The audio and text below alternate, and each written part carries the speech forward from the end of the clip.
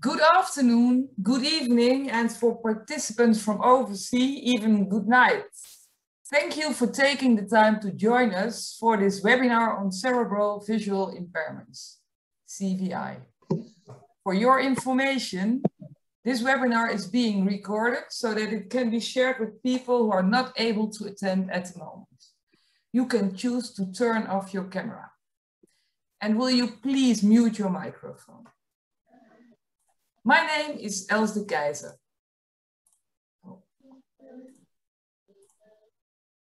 Are you still there? Yes, okay. My name is Els de Keizer. I'm program manager at Visio International. For those who don't know Royal Dutch Visio, it's an independent expertise organization for partly sighted and blind people with or without additional disabilities, such as intellectual, physical, or auditory. Visio is based in the Netherlands. The services Visio offers are rehabilitation and advice, residential and daycare, and education. All services are provided by multidisciplinary teams. Our services can be lifelong when necessary. So there is an enormous amount of knowledge within Visio about working with people with a visual impairment. And at the same time, there is a lot of knowledge and experience worldwide that we in turn can benefit from in the Netherlands. That's why Visio International exists. To share, to inspire, to work together, and to grow as an organization. And to make sure that people with a visual impairment, no matter where in the world, can participate in life. Today, we like to exchange knowledge and experiences about CVI. To get a sense of the participants in this webinar, we'll start with a few questions via menti.com in a moment. Femke van der Veer, occupational therapist within our organization, will then give an interactive presentation to introduce the book CVI in the Picture. It describes the process of seeing from beginning to the end in a practical manner. The impact of CVI on daily activities and basic advice on how to deal with this are described in detail and provide starting points for setting up assessment and rehabilitation guidelines for people with CVI. After her presentation, there will be a short break. Around 2:30, Marjolein Walrot, specialized healthcare psychologist, and Marieke Steendam, occupational therapist, will introduce you to the VAS CVI PMD, an instrument that records the results of observation done by a multidisciplinary team. After the ophthalmological examination and a formal assessment of visual functions have taken place. Both documents will be shared with you digitally and for free after the webinar. There will be time for questions at the end of each presentation. Due to the large number of participants in this webinar, we kindly request you to ask only urgent questions in between. You can use the chat function for this purpose. After the presentations, you will be divided into breakout rooms where you will engage in conversation about the topic of your choice. We have taken into account as much as possible the preferences you have given during registration. In addition to the aforementioned colleagues, Helene Verbund, Anke Fontijn, and Lera Moskalenko will also be present to lead the conversations. I would now like to ask you to go to the website menti.com and enter the code 30824655. I will share my screen. Yes, I will share my screen so then you can see the code. Share screen. It's 30824655. Menti.com.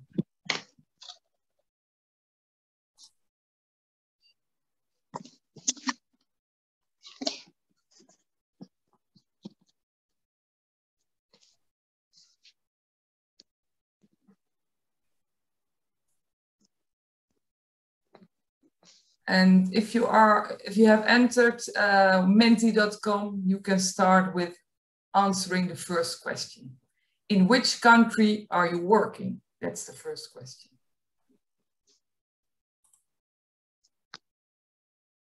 What is the answer?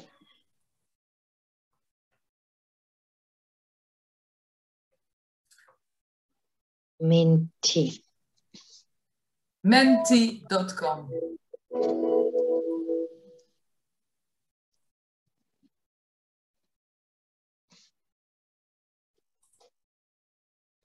For people who have just entered the webinar, we would like to ask you to go to menti.com and use the code 30824655 and answer the first question. In which country are you working? We already have people from South Africa, the USA, Australia, and Serbia at the moment, Canada,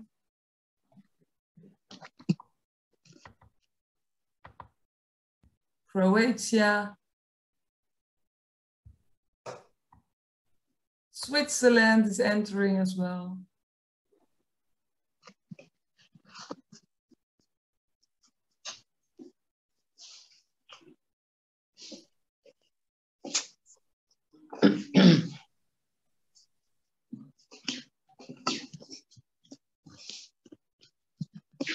I think no new countries are going.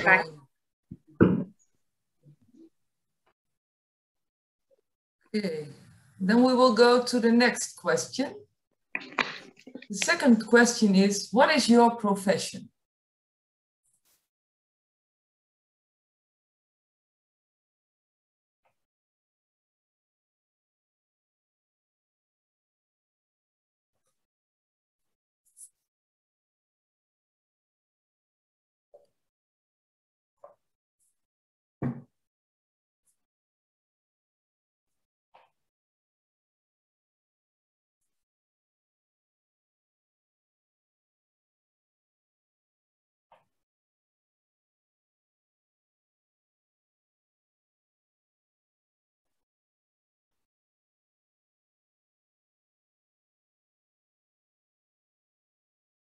Oh, it's strange because no answers are coming in at the moment.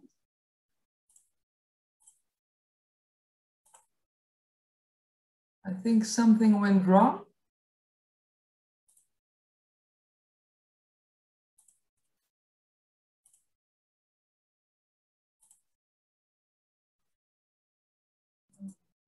Els, wordt geen... there's no answering box in the question. Oh, that's strange. Okay, let me check and see if I can solve the problem. Stop share. Let me check in a minute.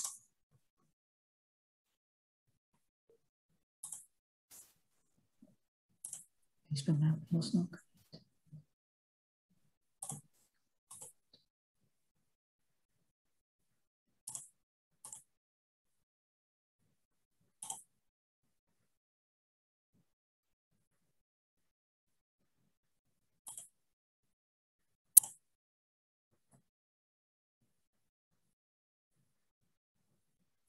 Sorry, I don't know what the problem is. Maybe you can write down your answer in the chat, then we also have an idea. And then we will continue with the last question. Let's see where it is.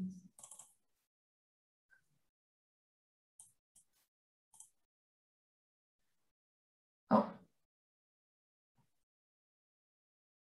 How many years of experience do you have in working with CVI? No experience, 0 to 1 year, 1 to 5, 5 to 10, or more than 10 years. Well, a lot of experienced people.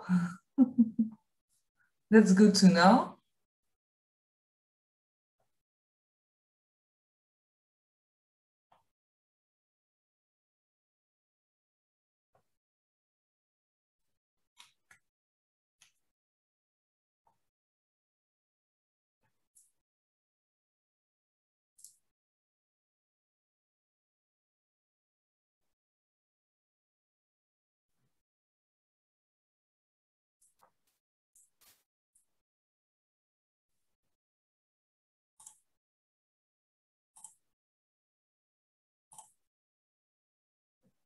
Okay, well, it's good to have an idea of the people also for the presenters of the sessions today.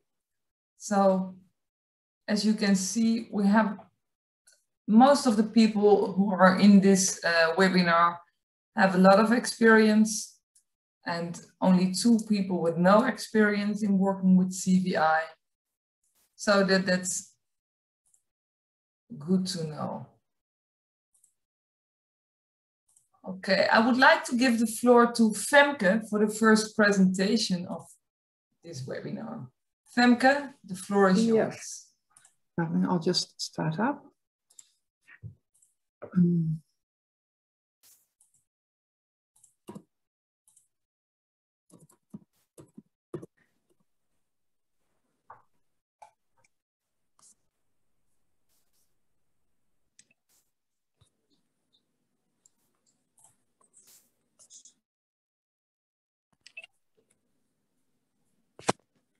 Okay, can everybody see my screen?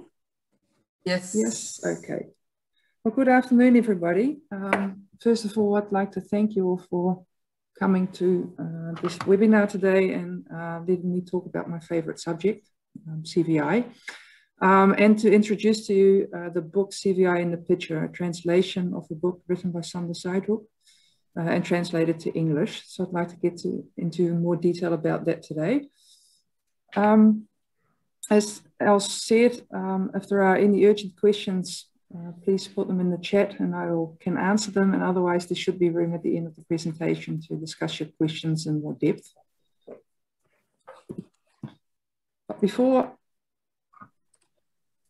we carry on, I'd like to ask you to study this picture attentively and remember it well. I'll come back to this later. So who am I? My name is Femke van der Veer. I've been an occupational at Royal Dutch Visio for almost 20 years now. And many of these years I have worked with children. And way back when, in my early years, I had little experience with children with CVI. And even my awareness was very little, to be honest, which isn't so strange, really, if we think about that. It was only in the early 90s that it became more common knowledge that we see not only with our eyes, but also with the brain. And it's since that time that my caseload has been changing accordingly. I think in the early 2000s, when I started at Visio, my caseload with CVI would have been maybe 10%. And at the moment, at least 2/3 and maybe even 3/4 of my caseload are children with CVI.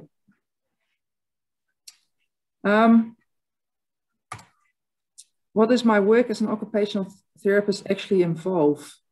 So I support children in their direct environment in better understanding the implications of CVI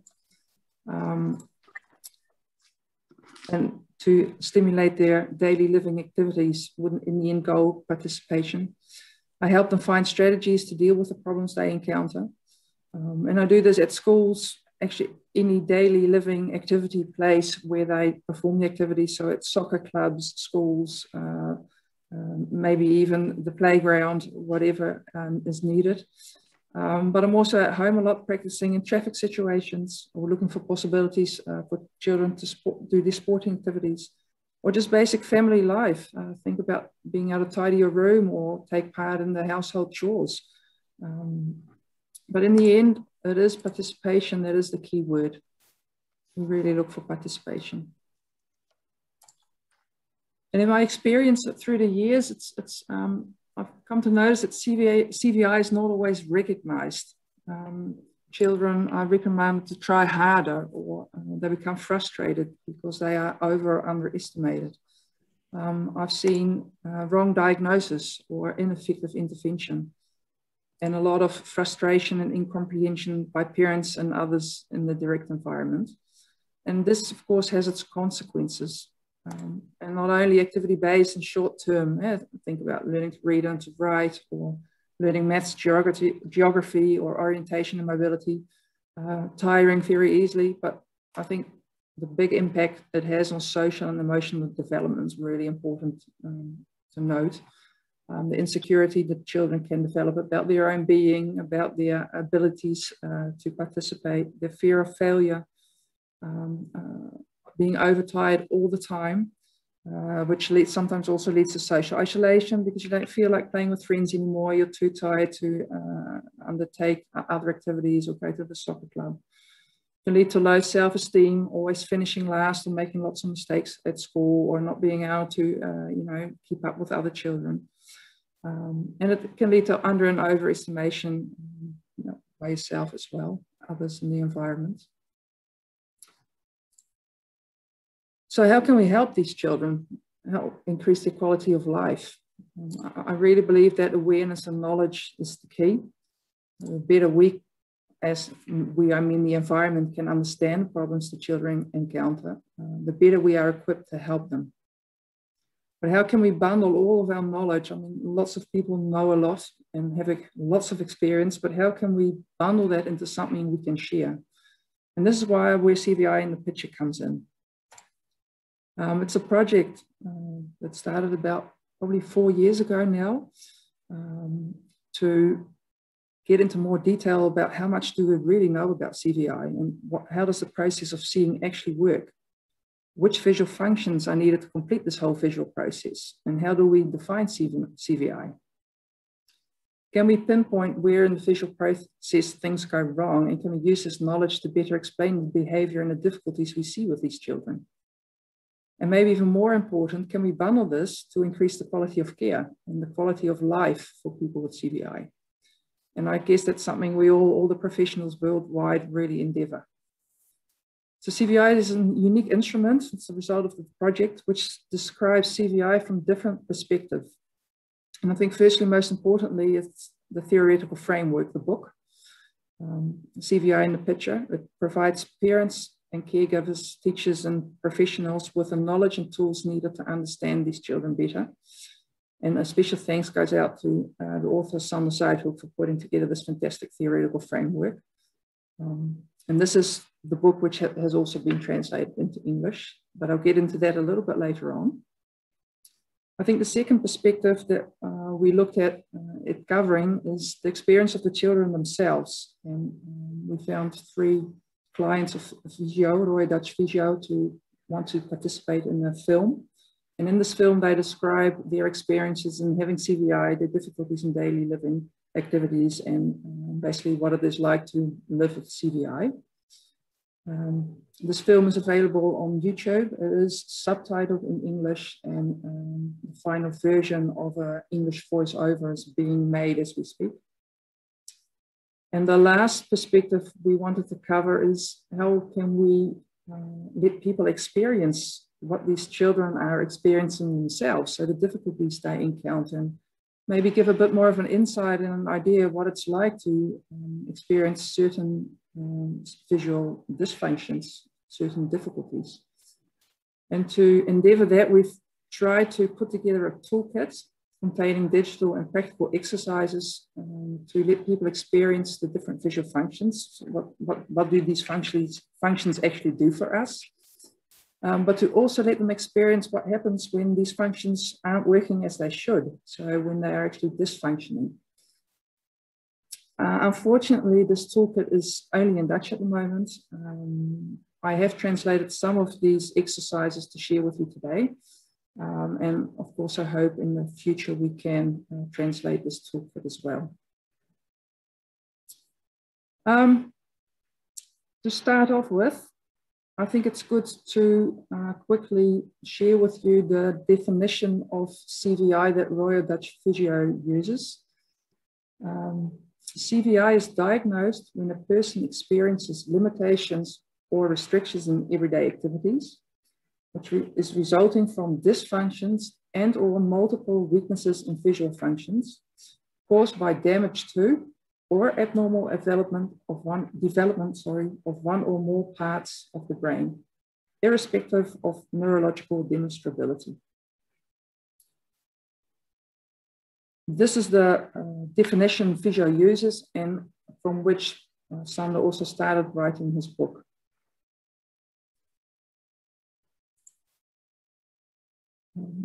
I'm very proud to have been involved and to help in making the CVI in the Picture book and the process of translation of this book to English. I'm very enthusiastic about the end result, and I hope it works contagious, and wish for you all the knowledge and insight it has brought me. So without further ado, let me give you a sneak preview into this book and into the world of CVI in the Picture. As I stated earlier, this book describes in detail what seeing is, what CVI is, and what it is not. It describes different visual functions, the prerequisites for seeing, the visual functions in order of the visual hierarchy. It also describes how the Dutch have organized the care for people in the Netherlands with CVI. And there's a summary for people who don't have time to read the book. I just want to get a quick overview of what the book is about and what visual functioning is about. But there's also an appendix for people that want to know more. And in the appendix, Vision in the Brain, it's called, the more neurological process behind seeing, I explain in more detail.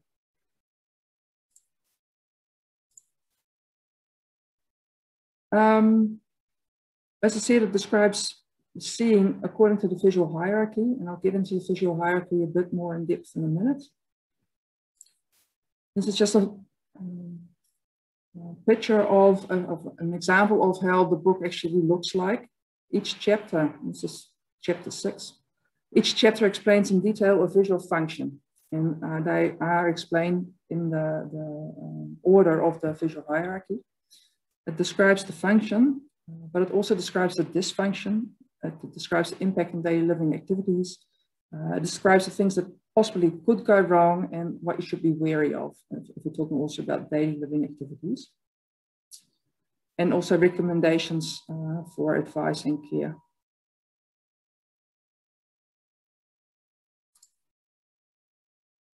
At the end of each chapter, as I said, the recommendation and advice of each care are just stated in bullet points to give you a short overview of what are the things you should think of or can think of that could help this child.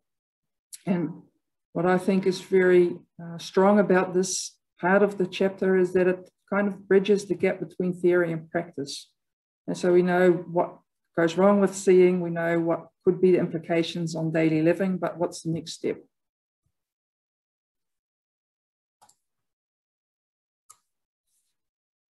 It's also, each chapter, there's a short summary of what have you read in the chapter. Also bullet points, just to give you a quick overview, okay, what have I actually read?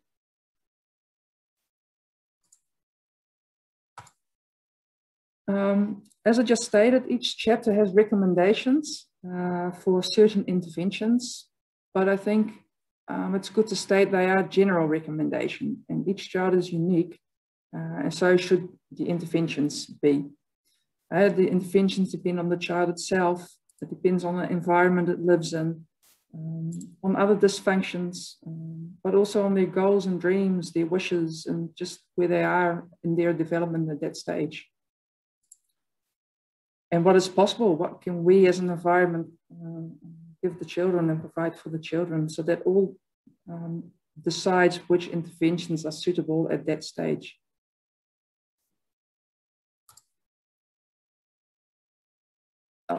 Discussed this earlier. There's also maybe good, which I didn't state just before, there's also a list of key words, and throughout the book there are a lot of definitions and terms which are used, and in experience and reading literature also, there sometimes can be a bit of discussion about what do we exactly understand under that definition or that term. So the key words are there to also explain how we, or how Sanders sees those definitions and how we've used them to explain CVI.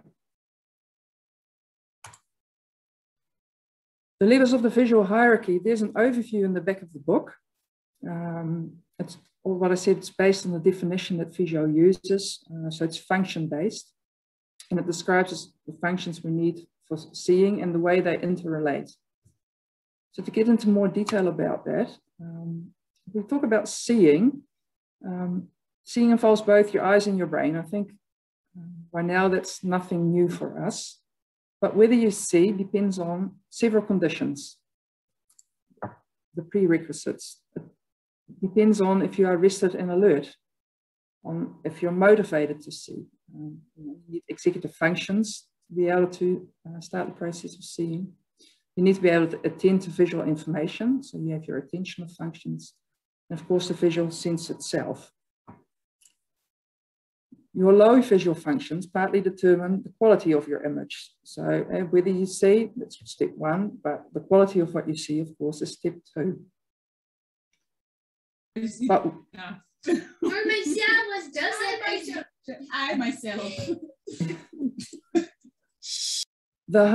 What you see depends on how well you can direct your eyes and use your attention to what there is to see. You do this using your visual selective attentional functions. So what your brain selects is what you see. And how well you understand what you see depends on the quality of your visual image, one. How well your brain understands the visual information.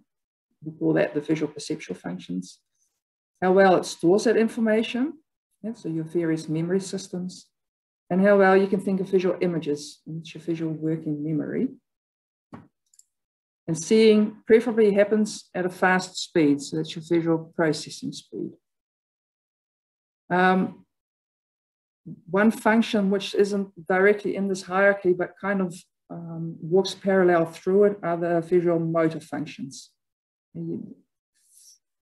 But as I said, we also made a practical workshop in which we can simulate, let people experience certain visual processes and visual dysfunctions. So I'd like to take you a little bit into that world. And as I said, everything starts with attention. So on the next slide, you'll see a calculation, and I'd like you to just look at it and see what the answer is. Be warned, the calculation starts immediately.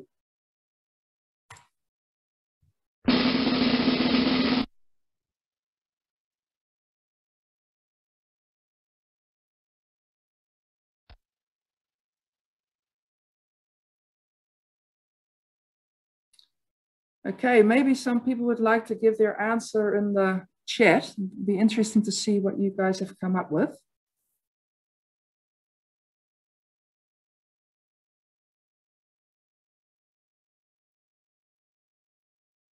And maybe else you could read for me what's in the chat. I can't actually open the chat function at the moment. Yes, the answer is 2 multiple times 6 has been answered. Yes, 3 times 2 and 1 times 6. 3 times 2 and 1 times 6. Are there some people that actually not managed to get an answer? I couldn't follow. It's also an answer. Yeah. I got distracted. Yeah. I can imagine. Yes. Yeah. So do I. I couldn't follow. Yes. Okay. Maybe that wasn't as easy as you thought. So let's do the calculation together again and see the answer.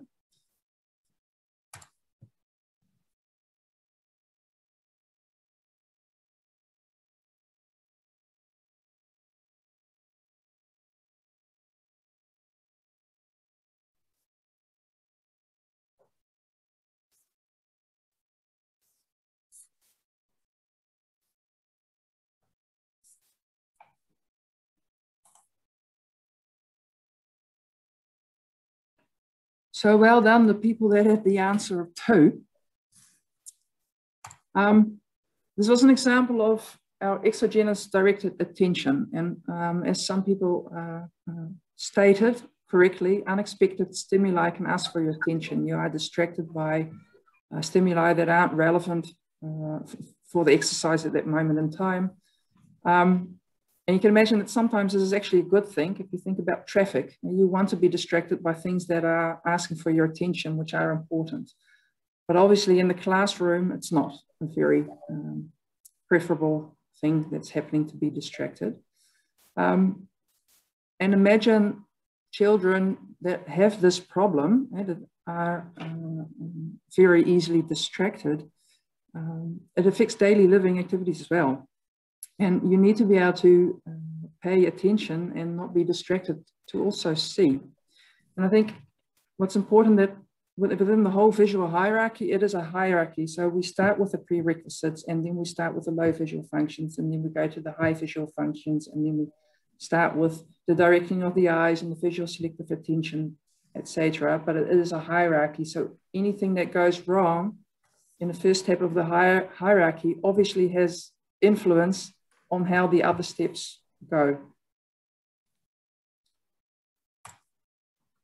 Children with problems with directing their attention and not being distracted obviously find it also harder to start work, because if you're distracted all the time, it's very hard to be task orientated and start work and to keep working at your task. You can also imagine that they tire more easily because they're continuously having to concentrate and try and focus and not let themselves be distracted. Sensory overload. So if you are distracted by lots of other stimuli, not only visual, but auditory, maybe movement in the class, think of pins dropping, children making little paper balls, shifting their chairs, people walking in and out. They were actually asking a lot of the children to sit down and concentrate and start their task. And you can also imagine that their working speed will be lower because they are distracted all the time. They need to keep going back to the task and start over again and work, and then they are distracted again and so forth. So it's hard work for these kids. Assuming that you can attend to what there is to see, the brain selects out of all the things that can be seen, something specific to look at. And you do this by directing the eyes and attending to what you want to look at, what you are looking at. So it's the brain that selects what you want to see. And it does this by using the visual selective attentional functions. And we define two sorts. It's the global visual selective attention, and we need that to zoom out, and we need it to gain an overview. And the local visual selective attention, zooming in, and we need it for seeing and selecting details within the overview.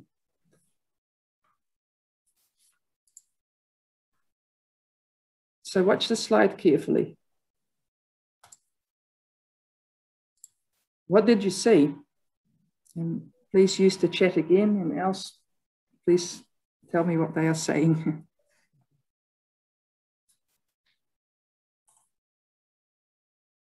The sea, dark gray ocean, beach and sea, a beach, and I think there is something at the end. Beach, a beach with sand, water and hills in the background. Beach and sea. Lots of quite unanimous in this, on the beach. Yeah. Hills and a lake, dark clouds, beach with vegetation around. Okay. There's nobody that thought we were in the forest. That's clear. No. Okay. They're all in the right direction. Yeah, we're all in the right direction. But isn't it, without joking, but really, isn't it crazy that you can see in a blink of an eye, because I only showed it to you in milliseconds, but in a blink of an eye, you can see this photos taken at the beach. How do you know this? You haven't had time to puzzle together all the details. You haven't had time to really look at it in detail and think about what is this, but within milliseconds you can see. And this is what the global visual selective attention lets us do. We have in milliseconds, we have an overview. What it doesn't let us do, and some people said something in the background, you see a little detail about halfway the picture in the middle of the picture. And we don't have enough time to really see that detail, but we do have enough time to get the overview. But imagine having a disorder in this global visual selective attentional function. We need overview, for example, for spatial orientation. Imagine having to navigate through traffic without having an overview of what's happening, of what an intersection looks like, of where the traffic is coming from. It makes it difficult also to estimate speed or trying to find your way to school, because you just do not have an overview of the different elements. But it's also a problem in tasks at school, difficulties in learning various educational skills. Think about reading and math. You need overview to see a map. You need overview to see the words and to see words on the page and to see the sentences on the page and the pictures. So in general, disorders in global visual selective attention, you see them in children. They have problems in traffic, and they can also have problems at school and with school activities, and also at home, of course. What do you see? And you might have to think of yourself. There's a bit too many people to do this through the chat, I think, but to think of it for yourself, what do you see?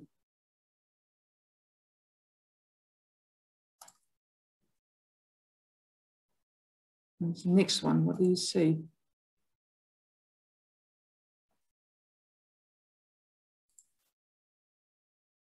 A toothbrush. And what do you see here?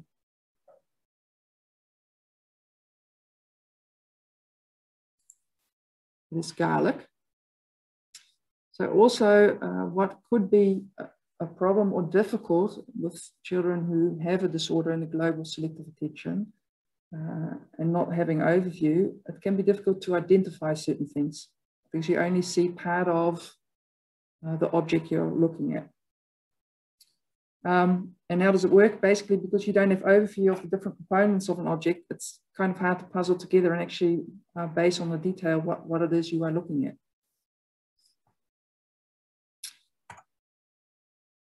When we're talking about local visual selective attention, global was the zooming out, this is the zooming in. I want to ask you to find the two deviant figures.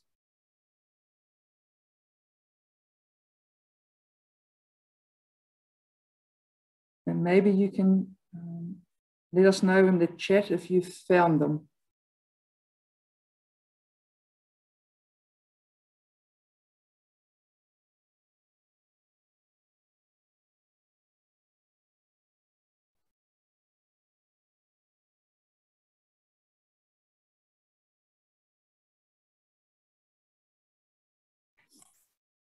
Some people already found the blue circle and the red square. Okay. So they are there. Yes, 6. Let's give you a little bit more time.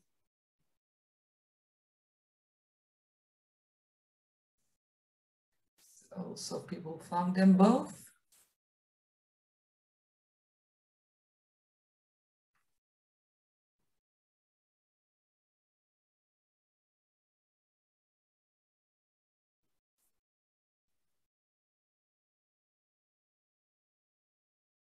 Come on, Rita, you can do it. Also find the red one.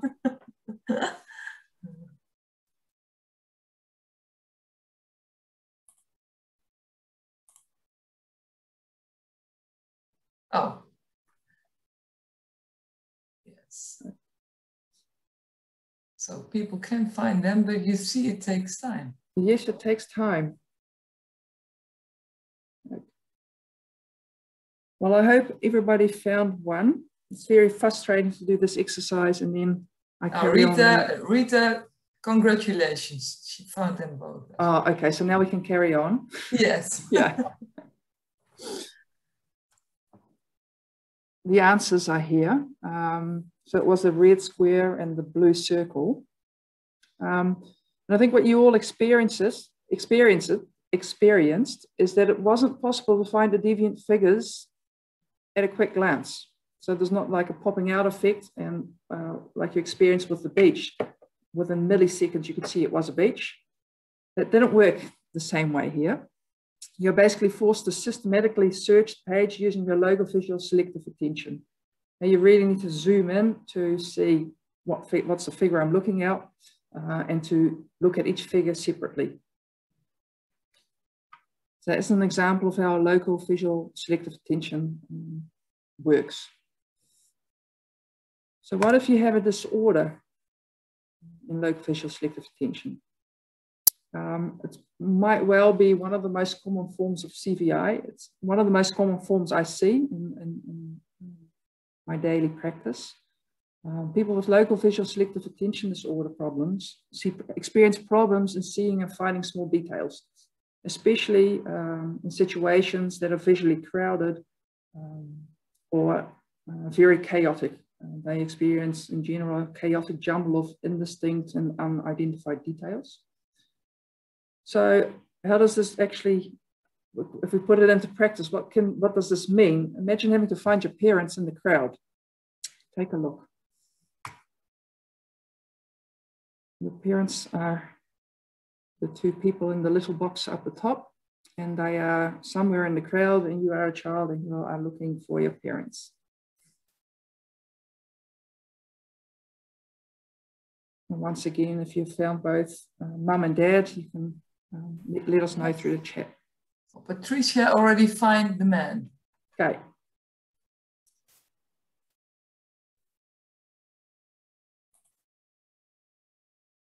And the woman as well. Okay. And Rita as well.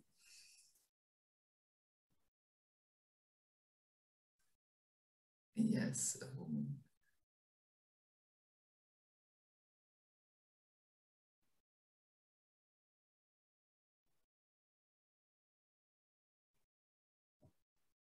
Yes.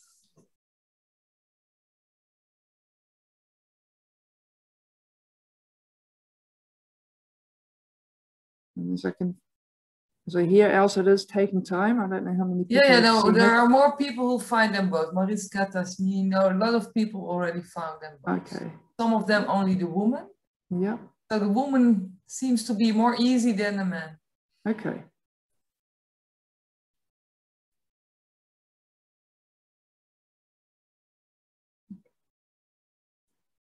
And as it is about the experience, I'll show you where they are.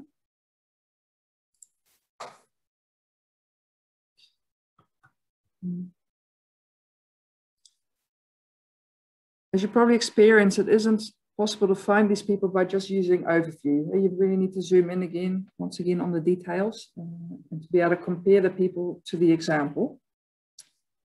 And because there's a big crowd of people standing closely together, this becomes more difficult. And you can imagine if the people would be standing further apart, this activity or this exercise would be easier.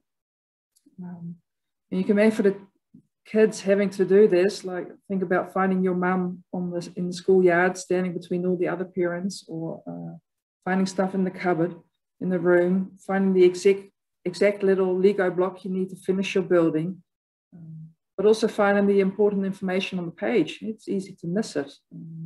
Or maybe even missing a whole question together when doing a whole row of maths exercises. And you can also imagine that having to learn to read and to write and do maths becomes more difficult if you have this disorder.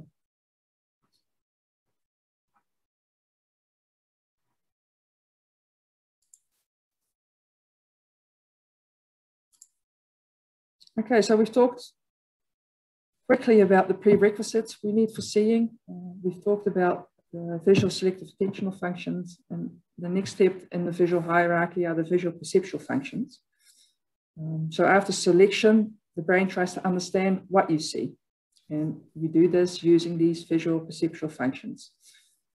And they are subdivided into location perception, orientation perception, movement perception, and identification.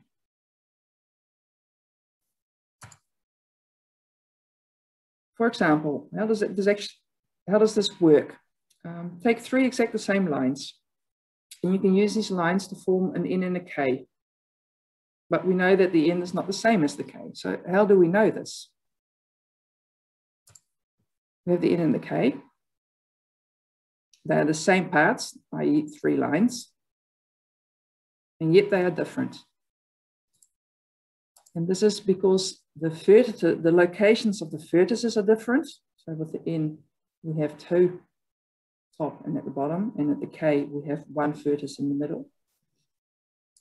But also the orientation of the parts is different. So by combining the orientation and the location, we know that the N is not the same as a K.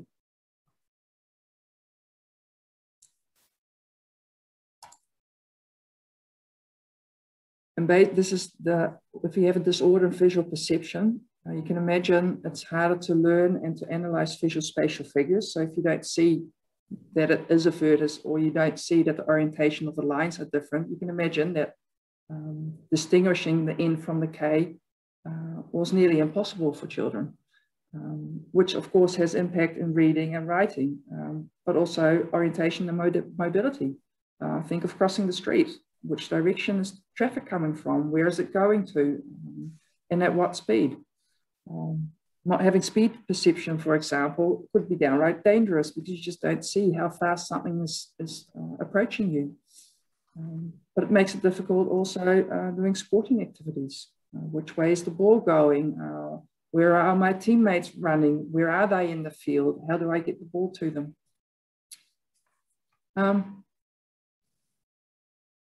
So in conclusion, if a child cannot see how different points interrelate, or how lines and figures are orientated, and how they relate to others, they will have trouble with analyzing visual spatial figures. And I also talked about movement perception. I'm quite interested to see what you think. Is this train approaching or moving away from you?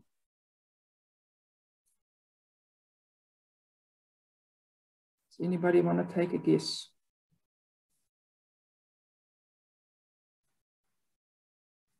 Maybe it's moving in the same direction all the time.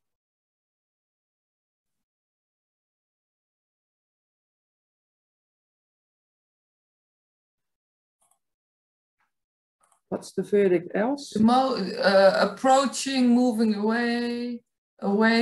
So 3 away, 3 approaching, both away. So yeah, that's the next question. Is it continuously moving in the same direction? So it's the same direction, and then it's away, away, approaching, approaching, away, approaching. So it's equal. Away. A little bit more away. No, more away. More away. Yes. And if I tell you it's both, can you actually see it that it is both?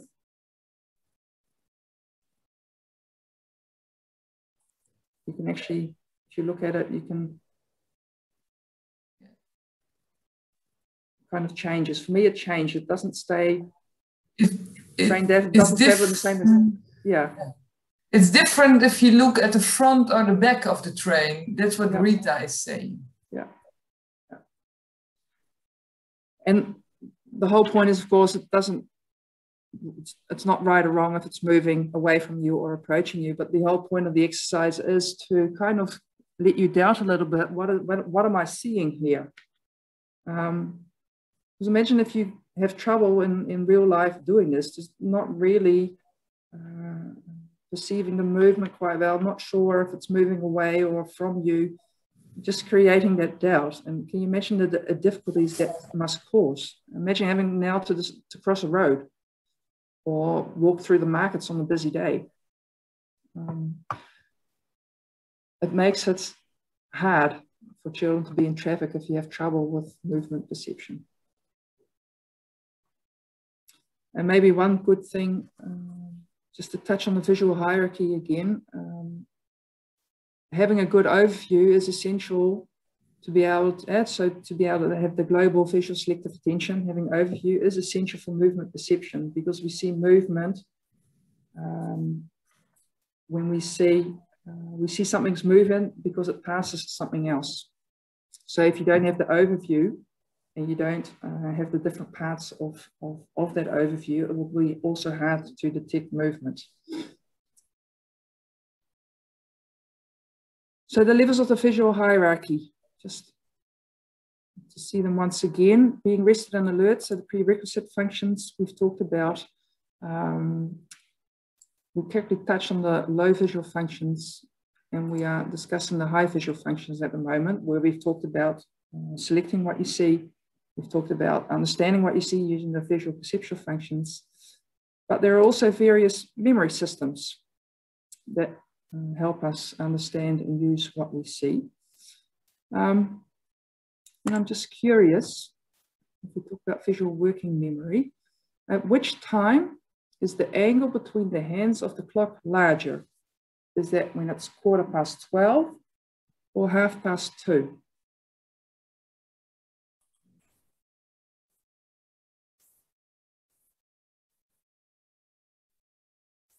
One picture is missing.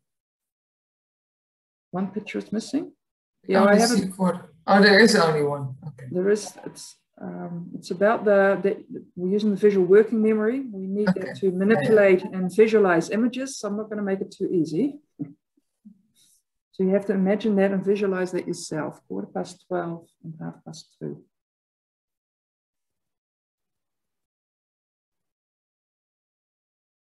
So at which time is the angle larger?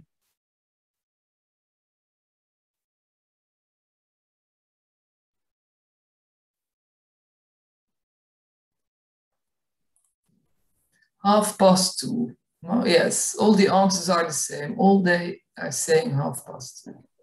And did everybody visualize, or did some people look and check their clocks or their watches?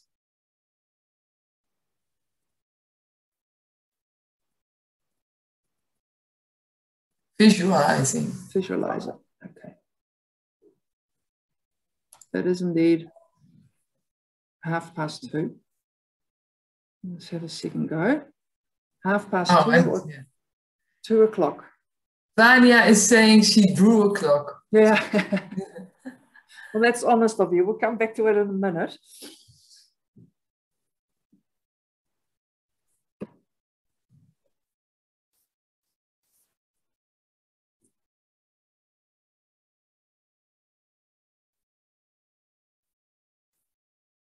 Half past 2 or 2 o'clock.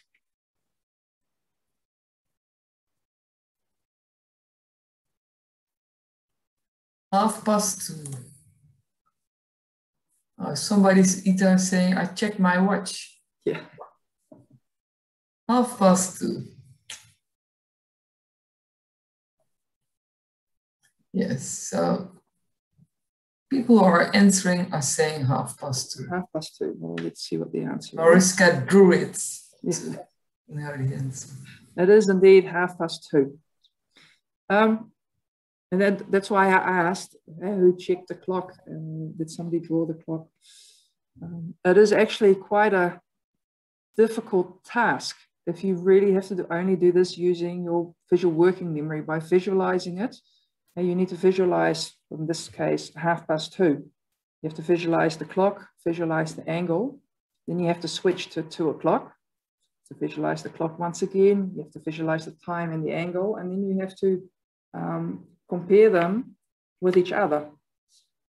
And that's a typical task that our visual working memory does, but it asks a lot of us. So that's, you know, we tend to find other solutions to make it easier. And the fact that you do check your clock or your watch or you drew it, I should say, shows that it isn't easy to do this only using your visual working memory.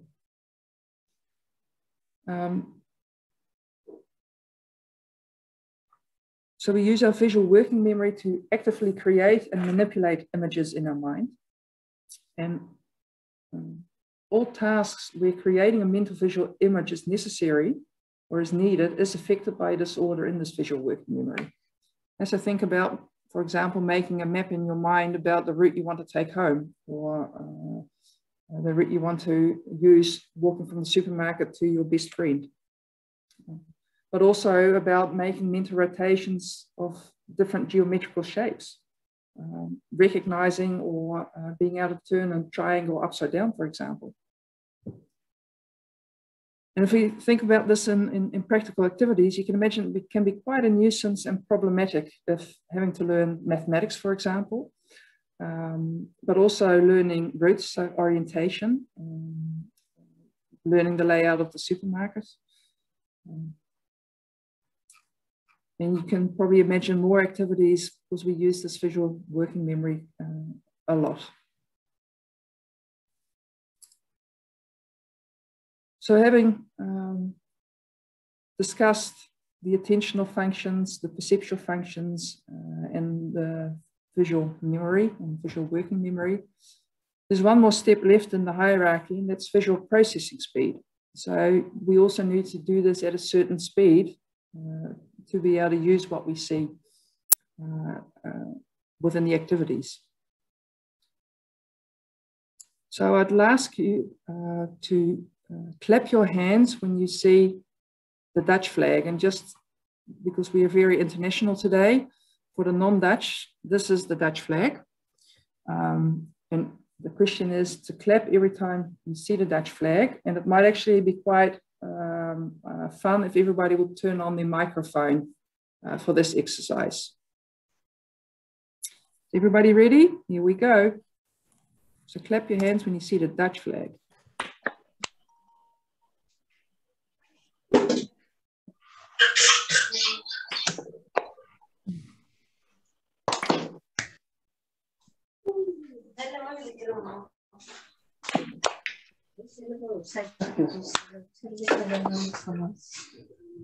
Okay, people.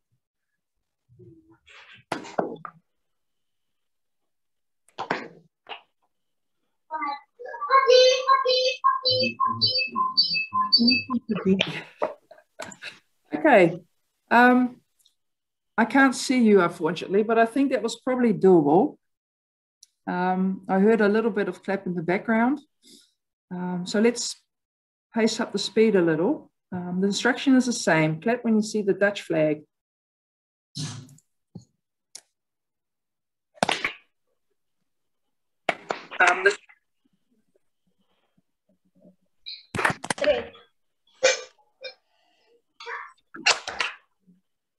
Oh, no.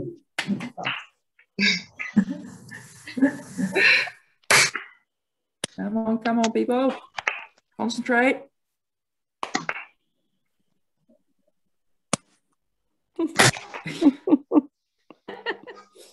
Okay, was that still doable? Yes.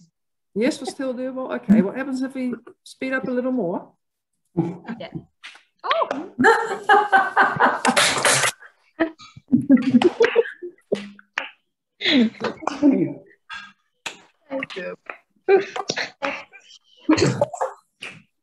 Okay, I don't hear a lot of clapping, but did you still manage to clap directly? I think if I have to trust my microphone, the answer is no. I did hear some later reactions, and I think some people may not even have been able to react at all. Is that about correct?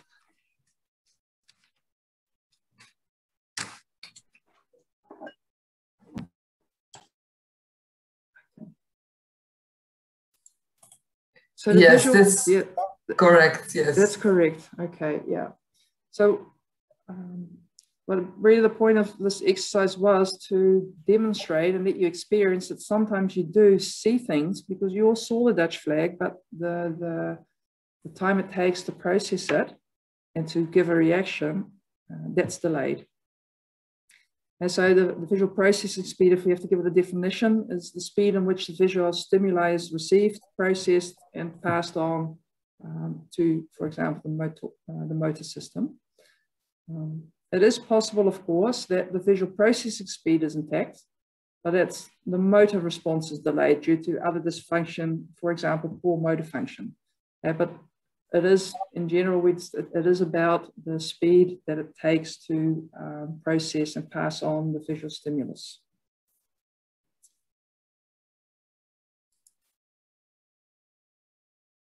So this is really, in a nutshell and at a relatively high pace, what the book is about, CVI in the picture, what the book discusses, what you can find in the book. And of course, the book is a lot more in detail and discusses every visual function and every visual dysfunction.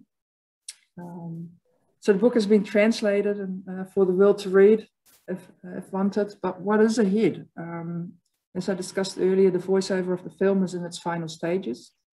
And I really sincerely hope in the future that we can find a way to translate the practical workshop with the simulation exercises, because I really do feel if you have the book and the film and the practical exercises, you've got like a complete package to be able to talk and discuss more in more detail what CVI is and the implications of CVI. Currently, there's a project group within Roy Dutch Visio International developing an international teaching unit on CVI. But what else? There are many participants from all the corners of the world gathered here today. And my question to you, which I don't need a direct answer to, obviously, but a general question to think about is how can we increase the quality of care and life for children with CVI? How can we bundle all our knowledge and our expertise and our experiences to increase this quality of life and care? And that's maybe something we can discuss in the breakout rooms a little bit later on. How can we do this with each other? What do we need from each other? How do we find each other?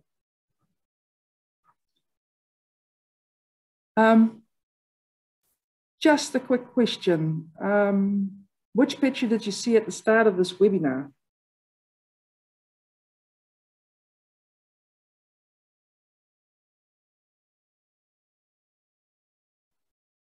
And maybe somewhere, if you've... Nothing in the chat yet. Nothing in the chat. It might be hard. Oh, yeah. Second row, middle. Okay. Second row, second column. Top of the left, second row, middle. Second in the last row. Second row, middle. No idea. No idea. Second row, middle. Right. Well, let's see. That was this one. And I'll just show you that I'm being honest. This was the dia the slide I showed you. Study this picture attentively and remember it well. So that was me. And if there are any questions, I'd be glad to answer them. Yes. You can either ask your questions in the chat or directly to Femke, what you prefer.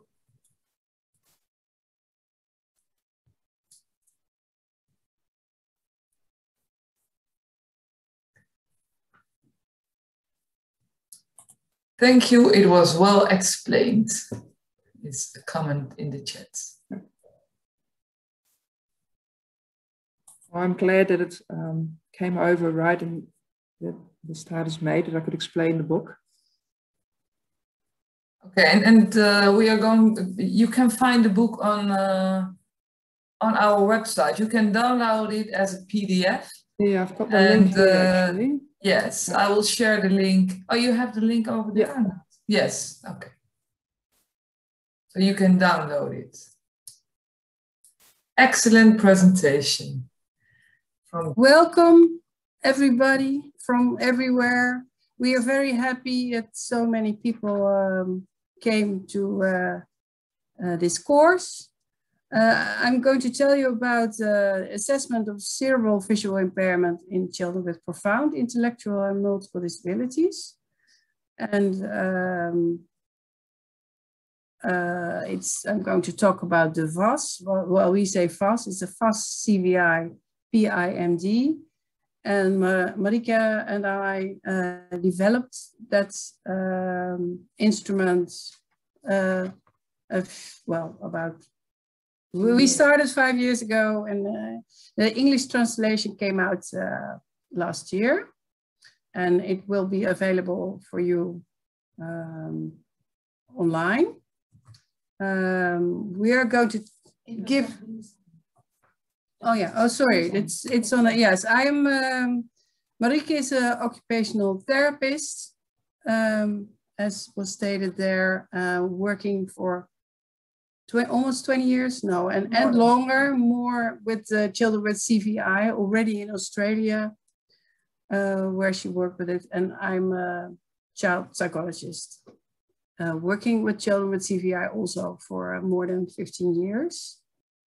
We are going to give a short introduction into the VAS CVI, so that you get an idea of how you can use it and for which children you can use it and how the scoring is going. We're going to use video assignments. If you want to start using the VAS in your daily practice, you really have to read the manual that is written with the instrument. And we hope that you, as we said in a mail, that people have the scoring form of the VAS in front of them.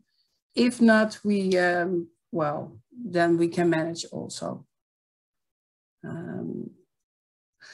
First, a little about how we work in the Netherlands. We work with a multidisciplinary teams, which consists of an orthoptist, psychologists like me, Marika, occupational therapist and rehab therapist.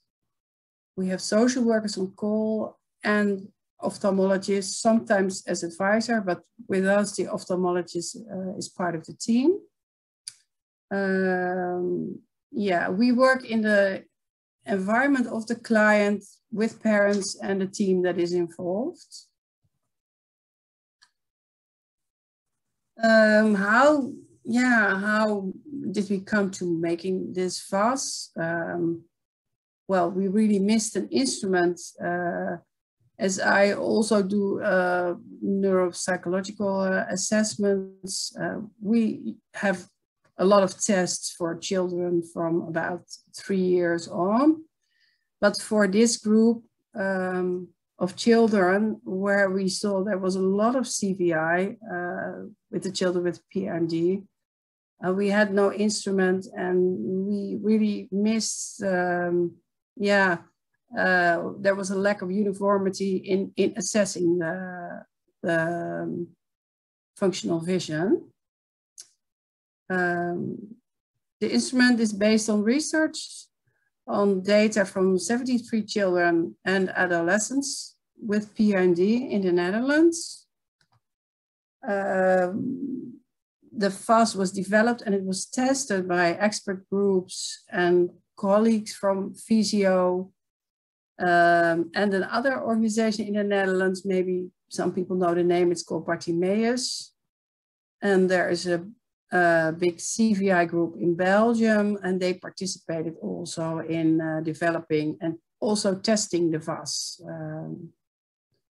And the research was done in cooperation with 2 universities of Groningen and of Leiden.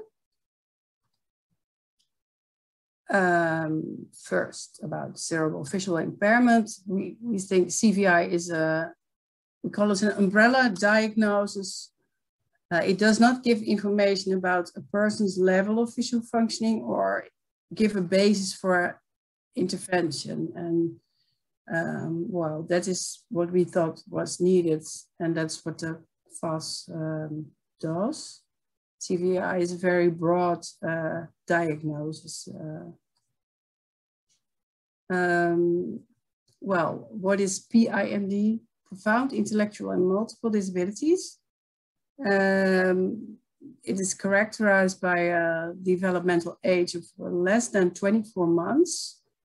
And at this level, you can't do an IQ test. So they speak of IQ of less than 20, but well, we define it more in a developmental age of less than 24 months. All of these children have severe or less severe, but at least they have motor impairments, and there are always additional comorbidities and health issues, and they have limited skills in communication.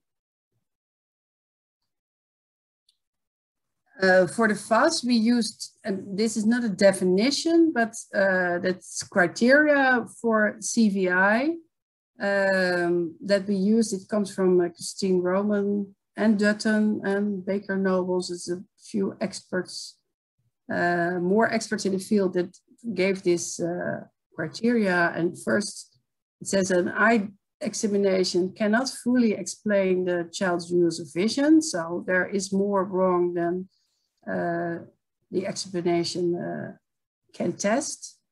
There is a history or presence of neurological problems, even when the child's brain imaging studies may appear normal. Where I must say, in children with PIMD, there's usually you can see things on brain imaging studies.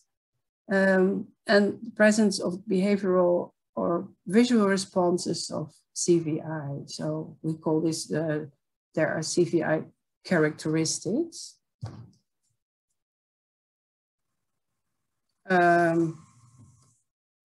Yeah, well, this is also about why did we start developing this FAS? Because we saw that just the data of a visual functional assessment by an orthoptist and ophthalmologist does not give good information or a picture of the visual functioning in daily life.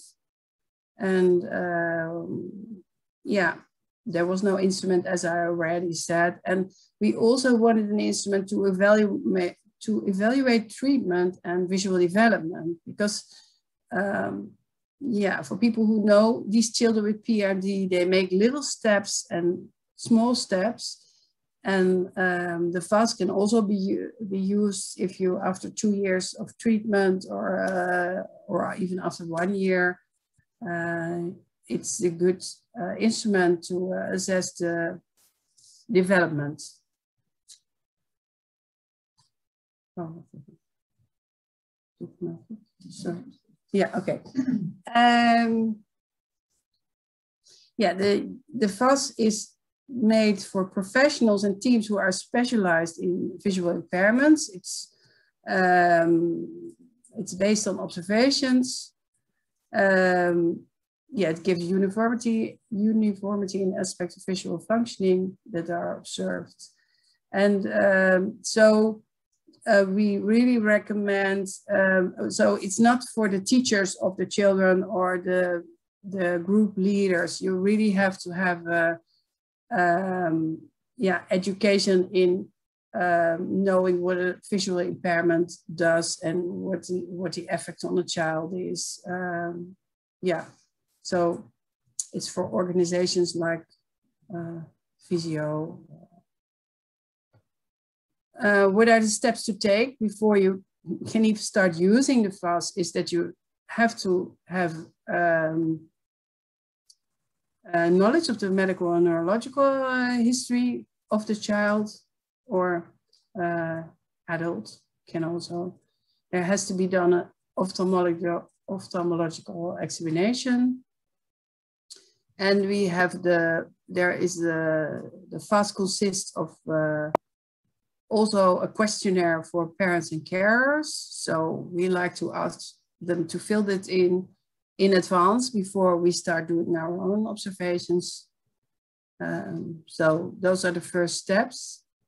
The formal visual functional assessment, as we do it in the Netherlands, we always test visual acuity, the contrast sensitivity, visual fields, oculomotor function, depth perception, if possible, and color vision, but usually that's not possible in children with PIMD because you have to be able to match colors. So that's usually not possible, but the first four we always try to do. Now must see in our the research that we did, there were 50% of the children we could not test because they were not able to participate in the visual assessment. And I think that's what you can see a lot in this group. And well, then it's possible to use the VAS, at least you have your observation of their visual behavior. But so sometimes it's not possible to do the visual assessment yeah. Okay, well, stick to the DS, otherwise Marieke doesn't have any more time left. There's a lot to talk about this, but I stay short. The last step, or the fifth step to take, is that you do observation, and preferably multidisciplinary. So in our team, it's the psychologist as well as the occupational therapist who goes to see the child, writes out reports, which is summarized in a VAS. We try to do observations in several situations, and sometimes at several moments of the day, because that can have an effect on the visual functioning of the child. So it's usually at home, daycare, school, and different activities like eating, drinking, playing time, or other specific activities. Sometimes you already get a question that children have problems with moving around, or they bump into everything. So then you try to do a movement activity, or depending on the question that is asked about the child. And sometimes you try different lighting situations to see what is the effect on the visual functioning of the child. And if possible, you record it on video so you can look it back later. Well, if the VAS is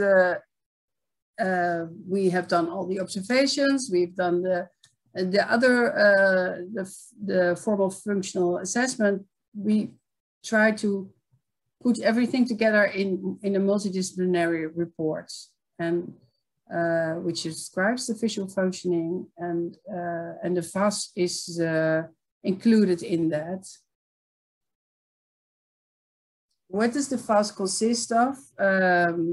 Well, as we said, it's structures information of the informal observations, and it consists of the levels of visual functioning and characteristics of CVI, and the questionnaire for parents and caregivers. But you usually ask that in advance before you start the observations. First, about the levels of visual functioning.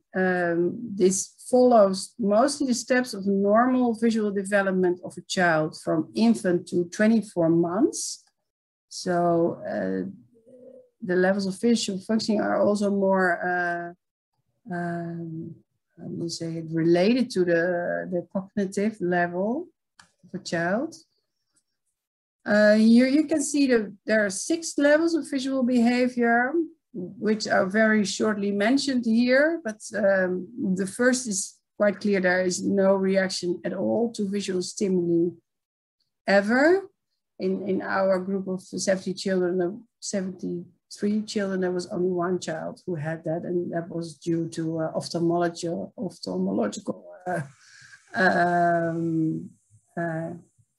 problems. The second level is there's a reaction to visual stimuli in a darkened room, and staring into sometimes into light sources in daily normal light situations.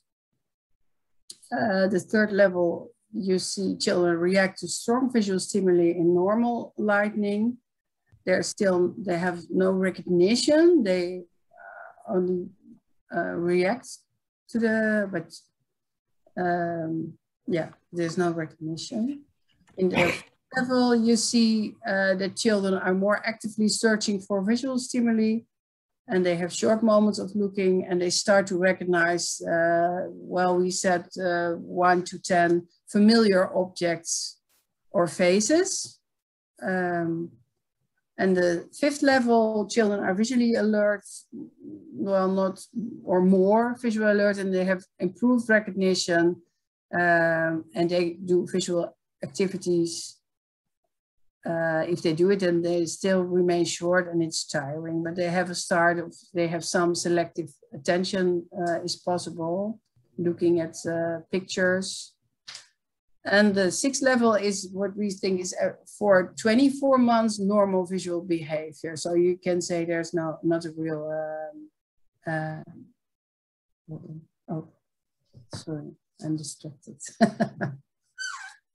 Well, this in short about levels of visual behavior. Oh, and this is Marika now for the, yeah, we swap places. So this is the real Marika staying on, coming now.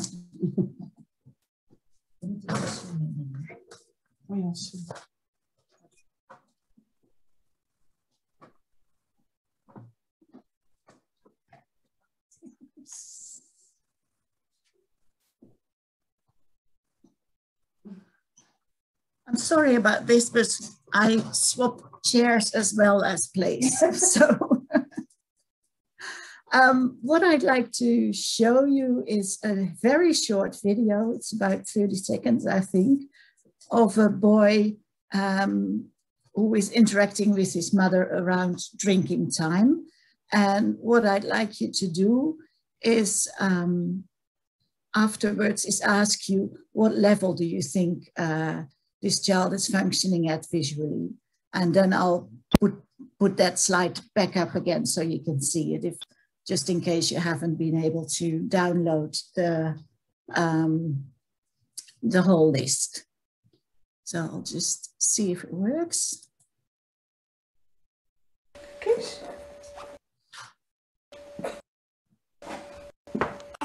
dat.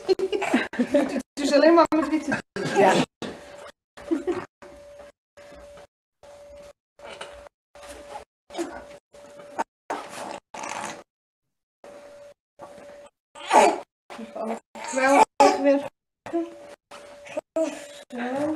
Zo, zit u nog even naar de video te kijken.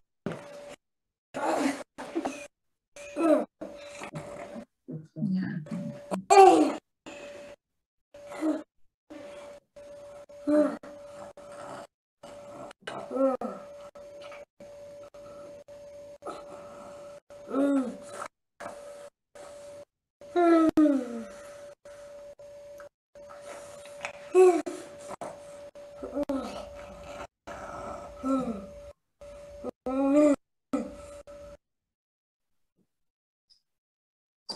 Right, that was very short. I'm aware of it.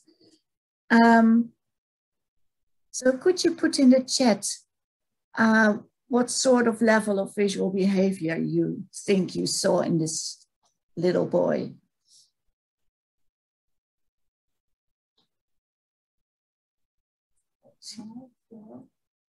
Zien jullie de chat? 4, 4, 4, 4, 4. 4, a lot of 4s. Yeah. Okay. Well, thanks very much for that, because I think that is really what you see, because it is actively searching for visual stimuli. He can put his he can look at his mother's hand, her face, but he can also look at the person behind the camera. And you can see that he is actually actively searching for those visual stimuli. They are short moments of looking. It's not like he's really staring at you or something like that. And he obviously, and that is what his mother is saying in Dutch, but I don't think most of you can understand that. She's saying he recognizes the white cloth as the one that is wiping his face before he starts drinking, which he always does use a different color for than she does for other things. So yeah, thanks very much for that.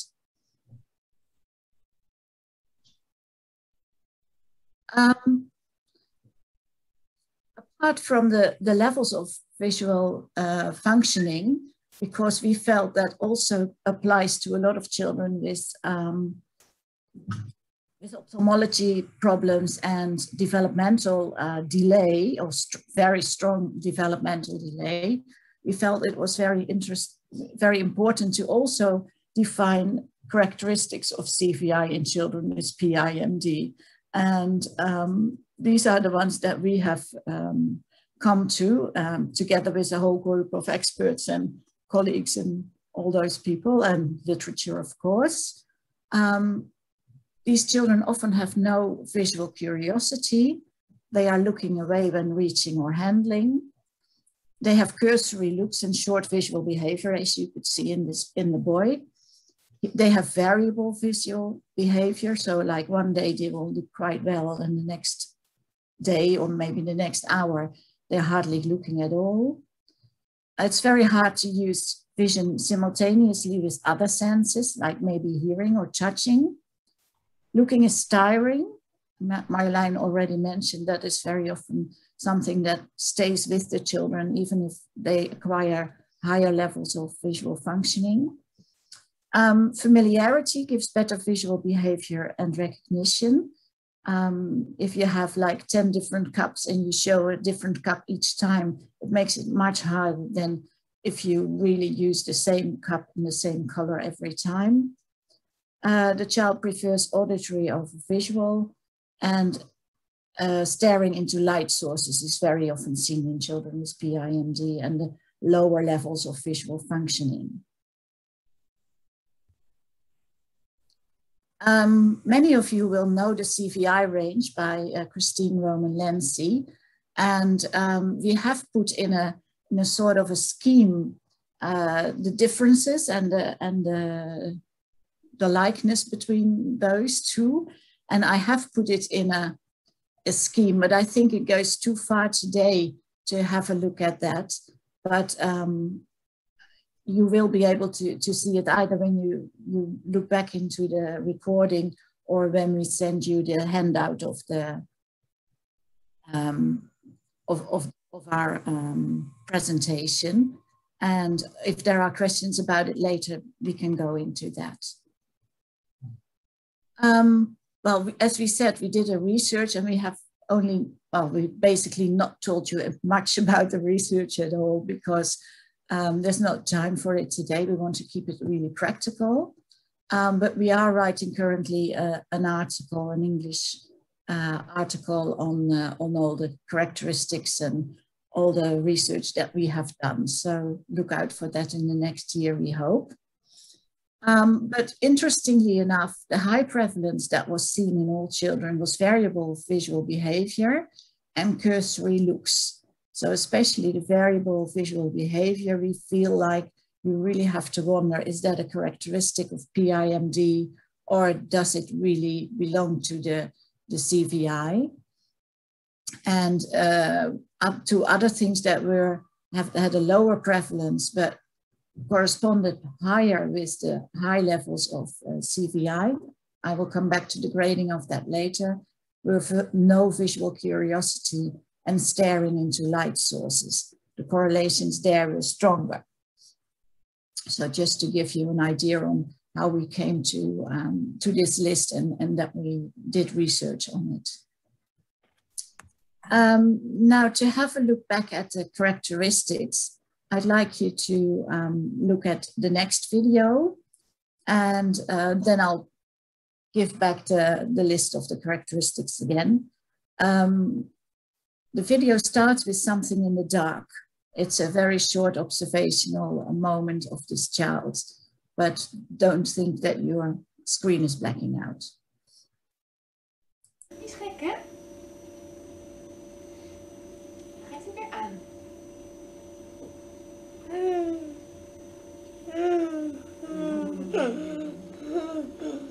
Nog een keertje uit. Dan gaat hij weer aan.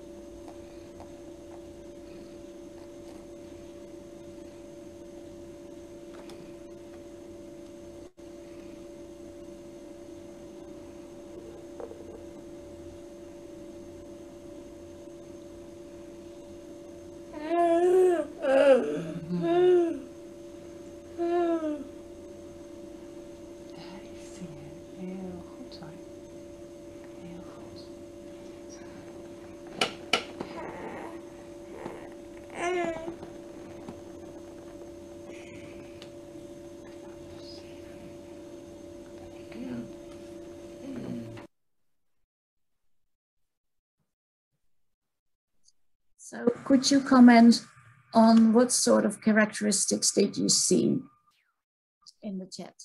Yeah.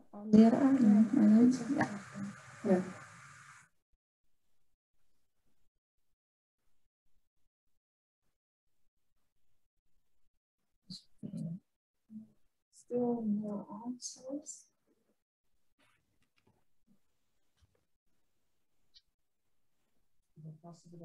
Yeah. 5 and 6. Yeah, cannot use vision simultaneously with other senses. Looking is tiring. Yes, and see 3 and 4. Cursory looks, variable visual behavior. Short visual behavior. 8 also mentioned. Prefers auditory over visual. 9 as well. Staring into light sources. Yeah. Well, you didn't really see him stare into light sources, but he did react very strongly to the being in the dark or being in the light. Looking away when reaching or handling. Wasn't, yeah, cursory looks. Yeah, thanks. Of course, you know, looking at I'll just go down again. Looking at a video about half a minute is very difficult to decide what characteristics did you see, but it is just to give you an idea of how many things you have to look at. Some things are in the levels of visual functioning that you might see, and others are in the characteristics of CVI.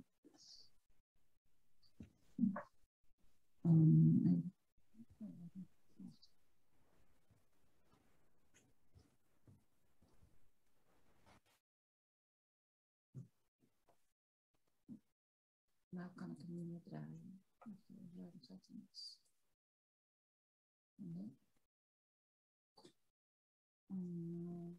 Ja, ik denk dat het nu wel lukt. Ja. Sorry, I have 2 screens, so my cursor was in the wrong screen. As we were saying before, Marjolein was saying that we do observations, informal observations, and we usually do like 2 or 3 observations, and preferably in different settings. And with a disciplinary team, we find, and I guess the short videos are even more illustrative of that than anything else. You do really need to see a child in many situations. And that's also why we like to record what we have seen, the observations. So later you can look back and you suddenly see things that you didn't see when you were busy with the child, observing the child, and someone else may see something that you didn't see. So how do you fill in the list? And of course, within, for those of you who haven't seen the list, within each level of visual functioning, there are several items that you can score, as in yes, no, or not applicable. And what you do, and it is depending on the level, how many of those items you have. But if you have a level that has more than half of the items affirmative, and the next level is less than half affirmative, then you say the one with the more than half of the affirmative items is the level of visual functioning.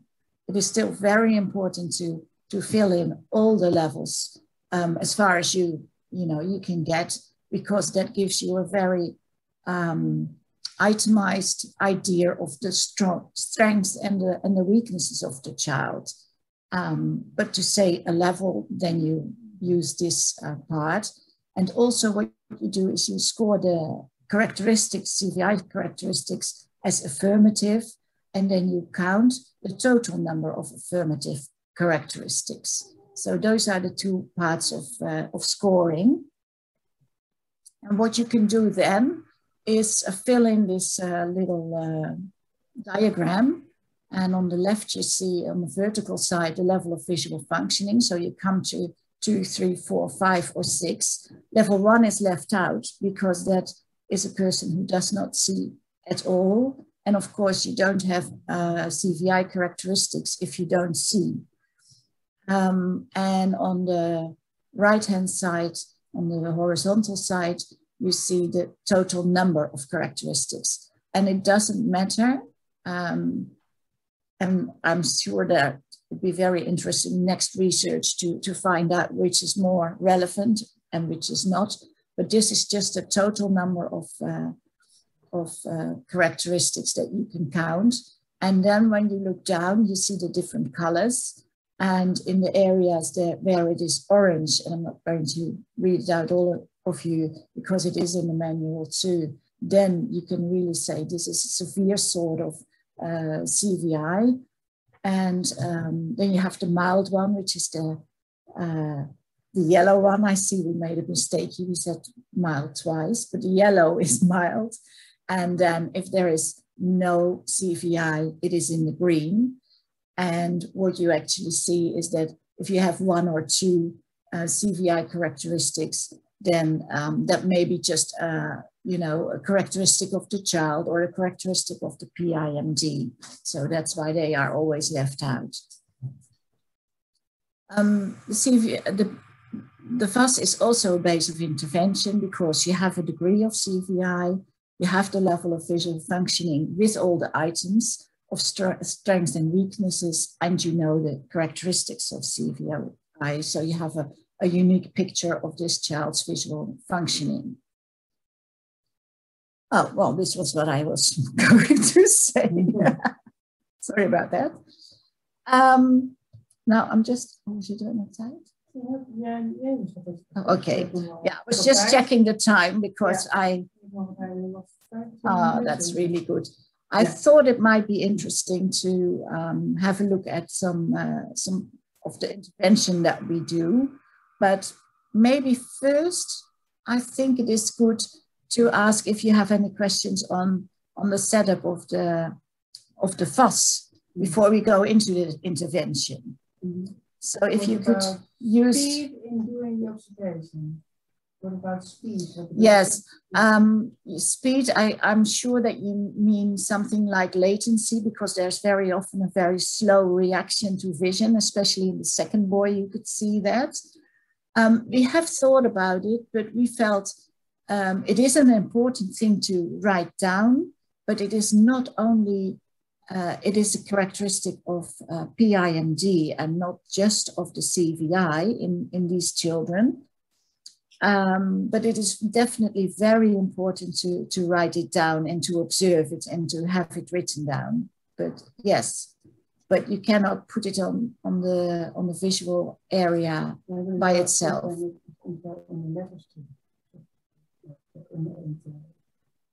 Yes, and but that is the duo. It's niet de snelheid van reageren.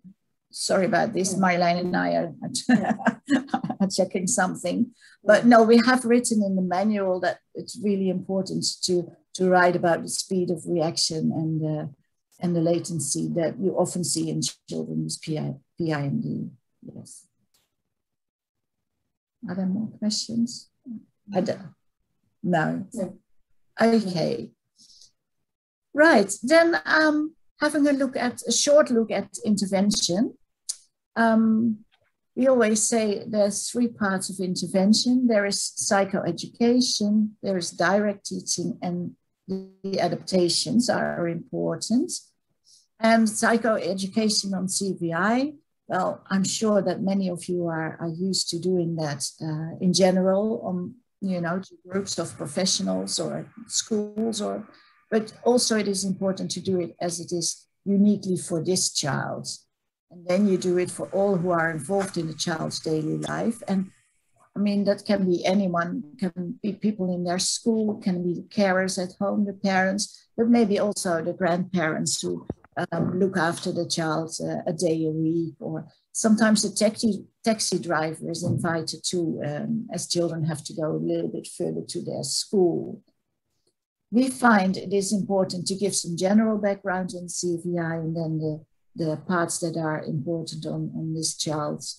And we often use the video recordings of the observation to show certain short parts like these two videos that you saw, to show what we actually mean, because it makes so much more sense than if you just tell it. And what we also do is use a lot of the CVI experiences, like the ones that Femke used in her presentation, and that there is a whole big box of a whole suitcase full of experiences like that. So you can give people a thought of what it is like. But one that we also do, just thinking on the top of my head, is trying to focus on something visually while there are 3 different tunes going on. And that makes life really, really hard. So that gives you an idea that, you know, how difficult can it be to focus on vision when there's so much auditory going on. The direct teaching is really on a direct interaction with the child. Well, in the Netherlands, the therapist usually does that. And it's very important to get to know the child really well, to see its interests, to see the activities it likes, to try out new activities, find its strengths and weaknesses, and also pioneer in the more difficult activities. Because the other part, what you do is you are a role model for the parents and the teachers and the carers, and show them how a child can do some activities, or what is good to stimulate them visually, and then so they can incorporate it in daily life. And then when they, you know, you always want to develop a child more, and the children with CVI, you really have to visually activate them. And doing that by using activities that can be incorporated in daily life, either self-care or being cared for, or just in play, is really important. Because many people say to us, why do you go and do direct teaching when maybe you see the child only once every fortnight? And well, this is the part where we are the pioneers, we are the and we are the role models. Of course, there are adaptations that you can make, and well, I think if you type in CVI in Google, you find many sites with many adaptations that you can do. So I didn't go into that very well, because that's usually the part that is written out most. Although we always feel like, yeah, but be sure what is appropriate for this child. So very important, especially with the children with PIND, is how to approach the child. And of course, you have to take into account also the visual acuity and the visual fields of the child, but also if it needs time to react, maybe you have to put on more makeup to be seen. My glasses really help. From parents with a headscarf, we hear that the children look at them better, maybe than someone with blonde hair like me. And so those things are really important to make sure that you use what is helpful for the child. Also in tasks and activities, you can do many adaptations, both in the environment, but also on the activities itself, like color and contrast and size, all those things. And in the environment, also very important is that you take both into account vision and the other senses, like the example I gave about having 3 different tunes in the background. That really doesn't help to look if what, you know, using vision is really hard anyway. Per level of visual functioning, I'd like to have a look at with you to see, well, what can you do in a direct intervention? And as Marjolein already said, level 1, where you cannot see any reaction to vision, is very often something that is seen in children with an ophthalmology diagnosis, not per se a cerebral visual impairment, but if it is cerebral, then be aware also of the processing of other senses. This is a funny sentence. I'm sorry about this. But anyway, whether it's cerebral or ophthalmological, you have to be aware that processing by other senses is really looked into, and that may be the level of your direct intervention. Sorry about that. The second level is an exogenous visual attention. So the children need visual stimulation because the normal life doesn't give them enough visual stimulation, even though we feel like it does. For them, it isn't enough. So then you have to take short moments of time in dark or semi-dark rooms to stimulate vision and use lights and glitter and fluorescent lights.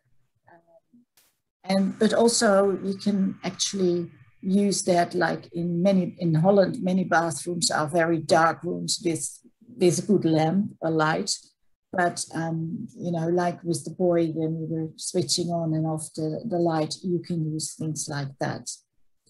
And in normal daylight, you really use the high contrast materials. And we use a lot of black and white in the Netherlands. I know in other countries, it may not be in fashion so much more, but we find it very helpful.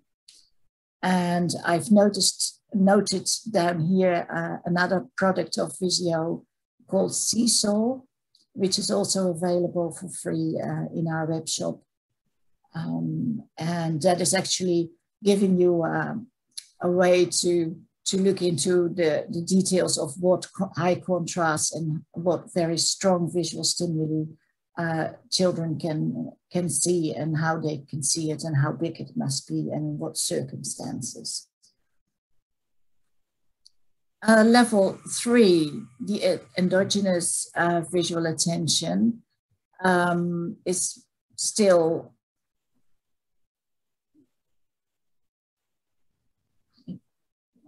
okay. This is still the exogenous visual attention level, and you really want to keep the children activated during the day, and also using objects that are visually attractive for the child. With the other one, you are more like working with, you know, black and white pieces of paper or black and white pieces of cloth we use a lot. And here you already start using objects that are visually attractive. And very important, you adapt your speed of processing. And you can do it in any situation with the child, in communication, in play, in the self-care aspects. In level 4, then there is basic perception and an active visual attention. And then you start to improve recognition by using familiar items. We use color and contrast to enhance details, because in general, these children can already see that. And also, as you will see in the levels of visual functioning form, things like seeing things that are at a longer distance or looking at things longer are actually used in direct intervention here. In level 5, you extend the visual recognition. So then it really is important to emphasize the visual initiatives that the child takes and make sure that the environment is really stimulating for the child without actually a person showing it to the child, which is very often the case in the direct teaching in the first few levels. But in this phase, because the child uses his vision so much better, they really have to be aware of fatigue. And in level 6, there is no direct intervention on vision needed, because these children are functioning at a level of 24 months, around 24 months of developmental age. And maybe you can give some pointers to the people who care for them, but you don't really need direct intervention. I'd like to show you a short piece of direct intervention with a little boy who has some brain damage. As you can see, his head is really big due to growth extreme growth of his skull. And he is very happy to look at persons, but he's not so, he finds it very difficult to look at materials. And this is just a short video of actually looking at some materials that are shown. Ik ga nog eens even de paraplu. This is an umbrella with black and white stripes. Of beginnen te praten. Gaat hij echt Oké. Ja, hij reageert echt anders op groter. Ja. Even kijken of de video dit Ja, de video, de paraplu staat er niet op. Oké, nou dat geeft niets. It's being moved around to get some more Zie je dat ik met de paraplu bezig ben? reaction. Aan die kant hoor. Hey, kijk. En we zien of het een flitsende paraplu is, dan weet je nog wel. Ja. Goed zo. Het is makkelijk. Ja, je ziet echt verschil. Oh, kijk eens. Gaat hij helemaal die kant in? En draaien? Nou, ik word er een beetje schudderig van. Nee, jij niet. Hey. Leuk zeg. Oh. Oh, mijn moeders paraplu. Hey. Die is leuk. Kijk, dan zie je heel ander. Kijk. Ja, zo. Hey, goed zo. Ik weet niet wie de telefoon uitzet, maar hij heeft er geen last van. Hij reageert heel kort, maar... Nee, maar dan stopt hij niet. Hij is waarschijnlijk gewend om dat hij helemaal... Gaat hij weer in. Wordt hij weer klein, hoop ik. Ja. Oeh. Oh, dan is de aandacht ook weg. Ja. Maar deze... En de dop is eraf. Die moeten we er even op zetten. En dan gaat de ruis natuurlijk wel erg gezellig. Oh, echt? Well, you could see a few things in this video, like when the umbrella was big, he was really interested in really following even the umbrella. When it was made small in the end, he didn't look at it anymore. He started to look at my face. I'm the person showing this is my hands. So you could see that when it was smaller, it wasn't as interesting for him. And one thing, what I see also is that he really had fun. He was really laughing and, you know, grabbing his arms. And I think that's always really important. You're not exercising with the children, you're playing with the children, but it is dedicated play. And having some fun and having fun together is really, really important. And also what I thought is very interesting, and we only noticed it when we look back at the video, is that the phone is ringing and is ringing quite prolonged, and he doesn't react to it at all. So at this moment, the auditory is for him is not more interesting than the umbrella. So that is a really nice observation. I know that in other times, and if people are talking, he's more interested in the people, but he didn't care about his telephone, which he probably heard going on half the day anyway. So I hope you liked that. And then we have another short video. There's a question? Amanda, I wonder if when the umbrella was smaller, if it was no longer in his preferred visual field. Zeg nog eens. I wonder if when the umbrella was smaller, if it was no longer in his preferred visual fields. Oh, I see what you mean. Well, this boy did not have visual field defects, so he could see everywhere. But we prolonged to smaller objects, and this was just the biggest one we actually have. But you cannot see it from this umbrella part. No, that's right. And very often you try to, when you start with a child, you really try to begin really big to get their visual attention sort of, you know, on steam.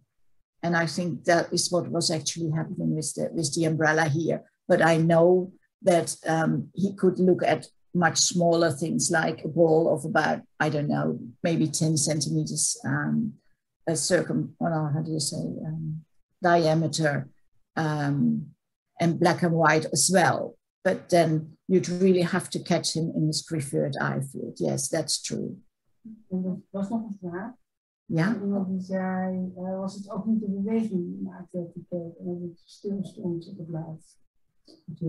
Yes, yes, I think someone asked about the movement of the umbrella and its role, and I think that really makes a difference as well. Yes, movement helps in looking at things and getting visual attention. Yes, definitely. Yeah. One question was recognized differentiation between cortical and cerebral visual impairment? Well, that is a very, very interesting question, because in the Netherlands, we use the words cerebral or cerebral, whatever pronunciation there is. And I know that in the US, the word cortical is used, and that it is also, there is a differentiation. I know that Christine Roman writes that down in her introduction in her book. And we've looked at it with neuropsychologists, and we have not been able to really define that difference. So in the Netherlands and in Europe, basically, we always use the word cerebral. And I know when I started with CVI many, many years ago, we started using the word cortical. And then later we found out there's so many more areas in the brain that are used by vision that it actually graduated to cerebral. So I wouldn't say that there is a difference in persons or in diagnosing between cortical and cerebral. At least that's not how we do it in Europe. Is that an answer to the question? Because that's quite a difficult what I feel. Yes, thank you. Okay, thanks.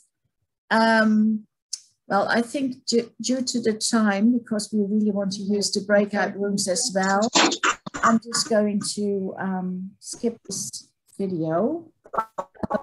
Well, you're always free to contact us at Royal Dutch Visio and to download the VAS manual and all the appendices from our website, and I'm sure that Els will make sure that you all get those.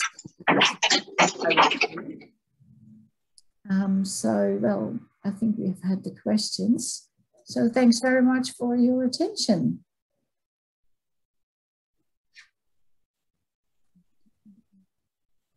We will go out in breakout rooms, and at the 4:15 we reconvene for a short feedback of the conversations in the breakout rooms and the official closure of this webinar.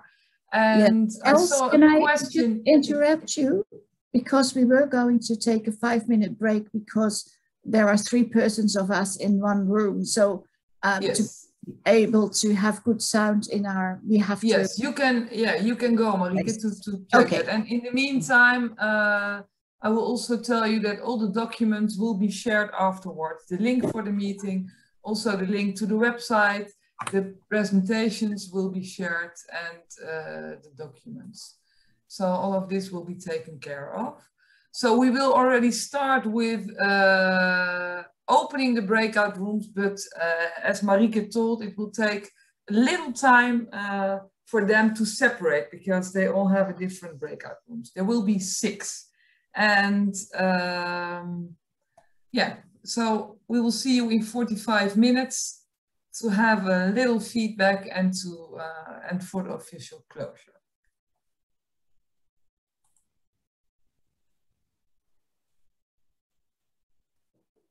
Okay, here we are again. I'm curious what the outcomes are of the different sessions in each room. So I would like to start with the first breakout room. It was Helene, it's your breakout room, so I don't know Who wants to brief reflection? We talked about the difference between children with ocular problems and children with CVI, if there's a difference in your assessment of the lower visual functions. And we talked about the difference between children with CVI with normal or near normal development and children with CVI that are multiple impaired. And most of the participants work with children that are multiple impaired. And I think the children with near normal development in regular schools are even more difficult to detect that having CVI. So we talked about how higher order visual functions influence lower order visual functions, and how you must also reflect always on poor results and ask yourself, what is the cause of a poor result? And don't be too quick with your conclusions in children with CVI, and try to do several assessments, do additional observations, and try to work together with other professionals. I think that's in short what we talked about. And maybe one of the participants can add information if I'm wrong.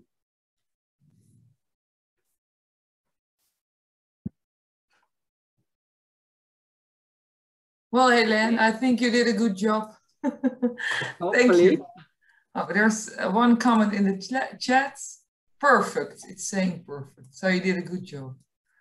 Thank you. And then I want to ask Anke, can you briefly reflect on the session in your breakout room? Yes. It's interesting because we had the same interaction about the relationship between the lower order visual functions and the higher order visual functions, and that we need a multidisciplinary approach to assess CVI.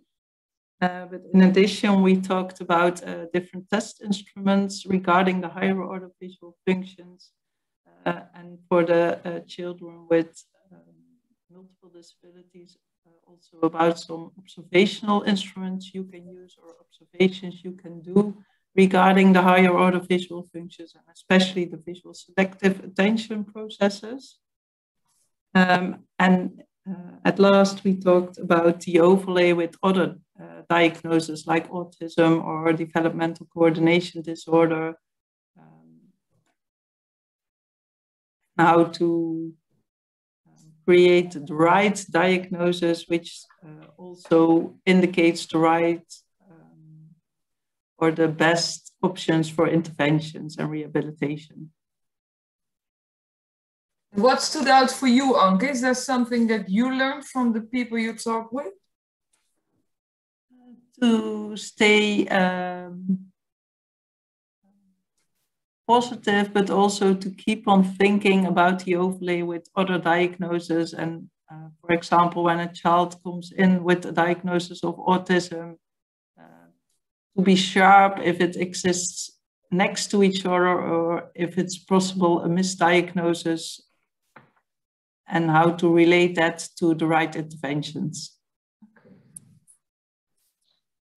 Thank you. Let me check the chat. Thank you very much. Okay, then we will go out to breakout room 3. That was the room that Lyra was in. Lyra, can you briefly? Well, we talk about well, the diagnosis CVI and how the differences are of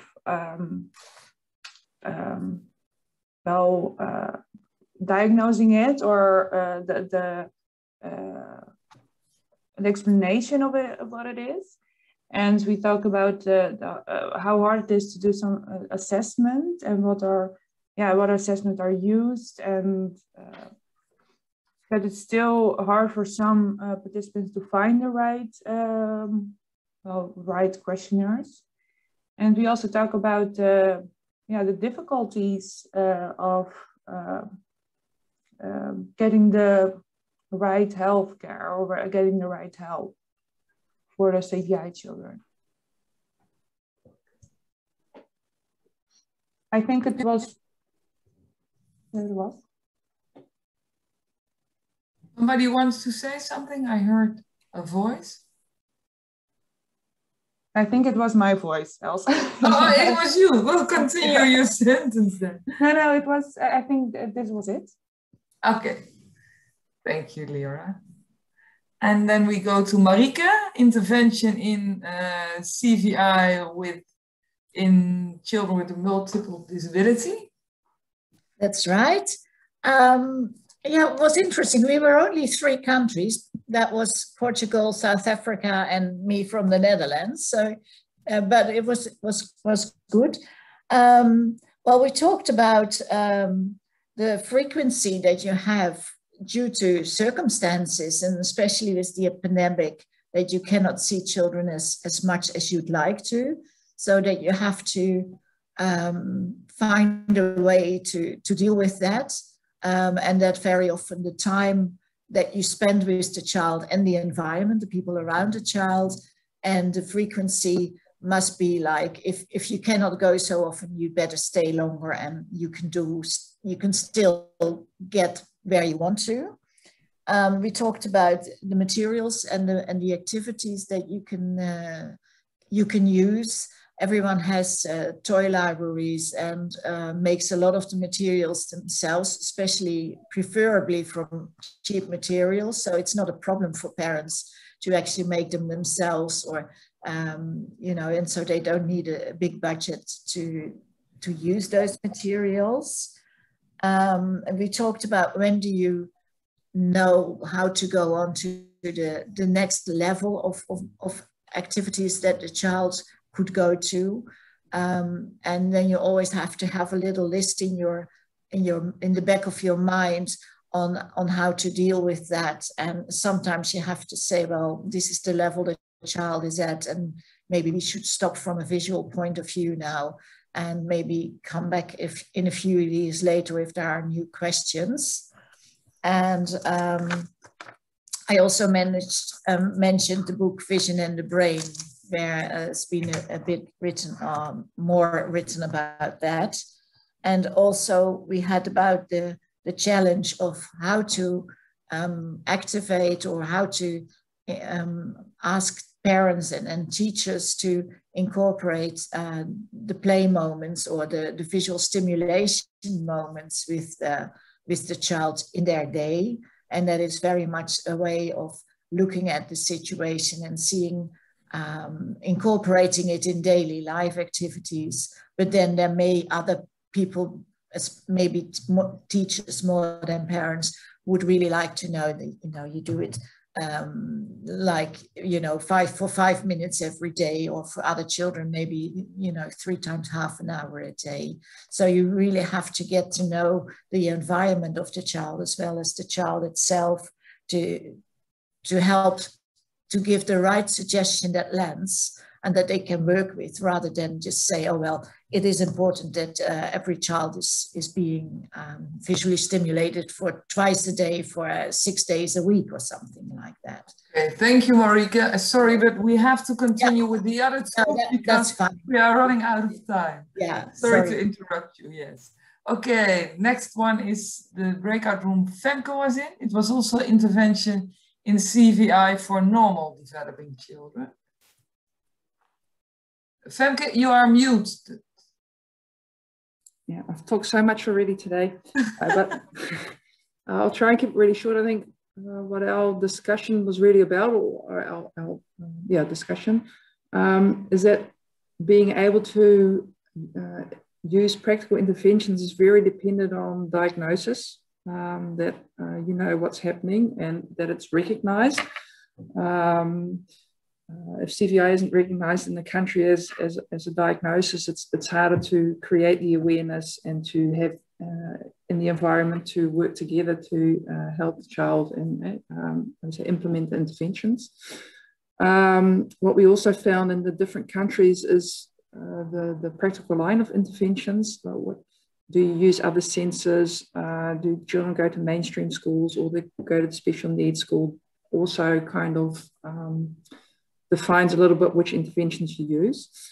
And we had a short discussion about compensation as intervention or training, visual training as intervention. So the study of Anke Fontaine, we discussed shortly that we, Visio is very full-on compensation basically, and we're looking at is training the visual function itself a good thing or not.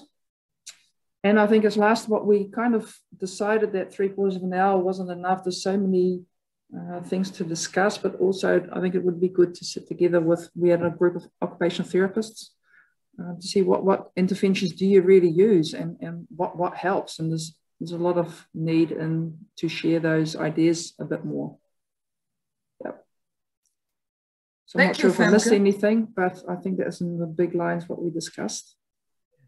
Okay, thank you. And then the last one is the breakout room where Marjolein was in. It was about CVI in children with multiple impairments. Developmental disorder, yeah.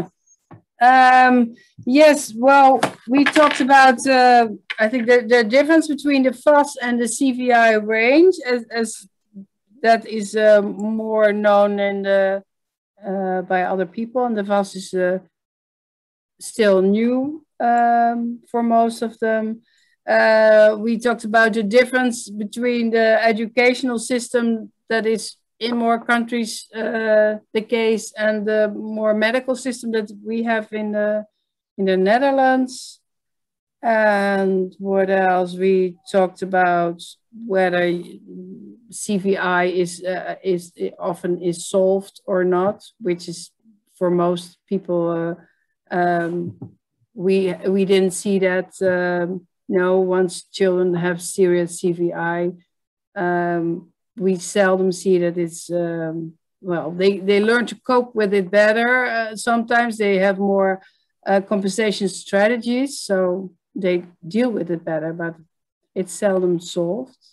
Yeah, I think that was the main thing. Maybe other people still have other things, but I think that was the most important. Okay, thank you, Marjolein. Well, in the chat, there's also a discussion going on or some things, but what is being said there, and what will be nice to share, is that in the United States, the National Eye Institute has announced that CVI is their research priority for the next 4 years. So I think that's, yeah. It's nice. Also this webinar and all the people that are described to the webinar and will receive the link afterwards, it definitely CVI is an important subject and is very relevant for people with visual impairments as well. If you would like to be on a list with people working with CVI, we would like to ask you to send your email address and permission to share your email address with colleagues to the international mail. So it's international@visio.org. So then you can stay in touch with each other if you would like that. And as we said before, we will share the PDFs of the presentations and also the materials presented. And yeah, I would like to thank you all for attending this webinar. And I also would like to thank my colleagues for being present today and share their knowledge with you. And I really hope also the people from Visio gain new insights by talking to you. And yeah, let me check the chat once more. Can you put the email in the chat? Yes, I will.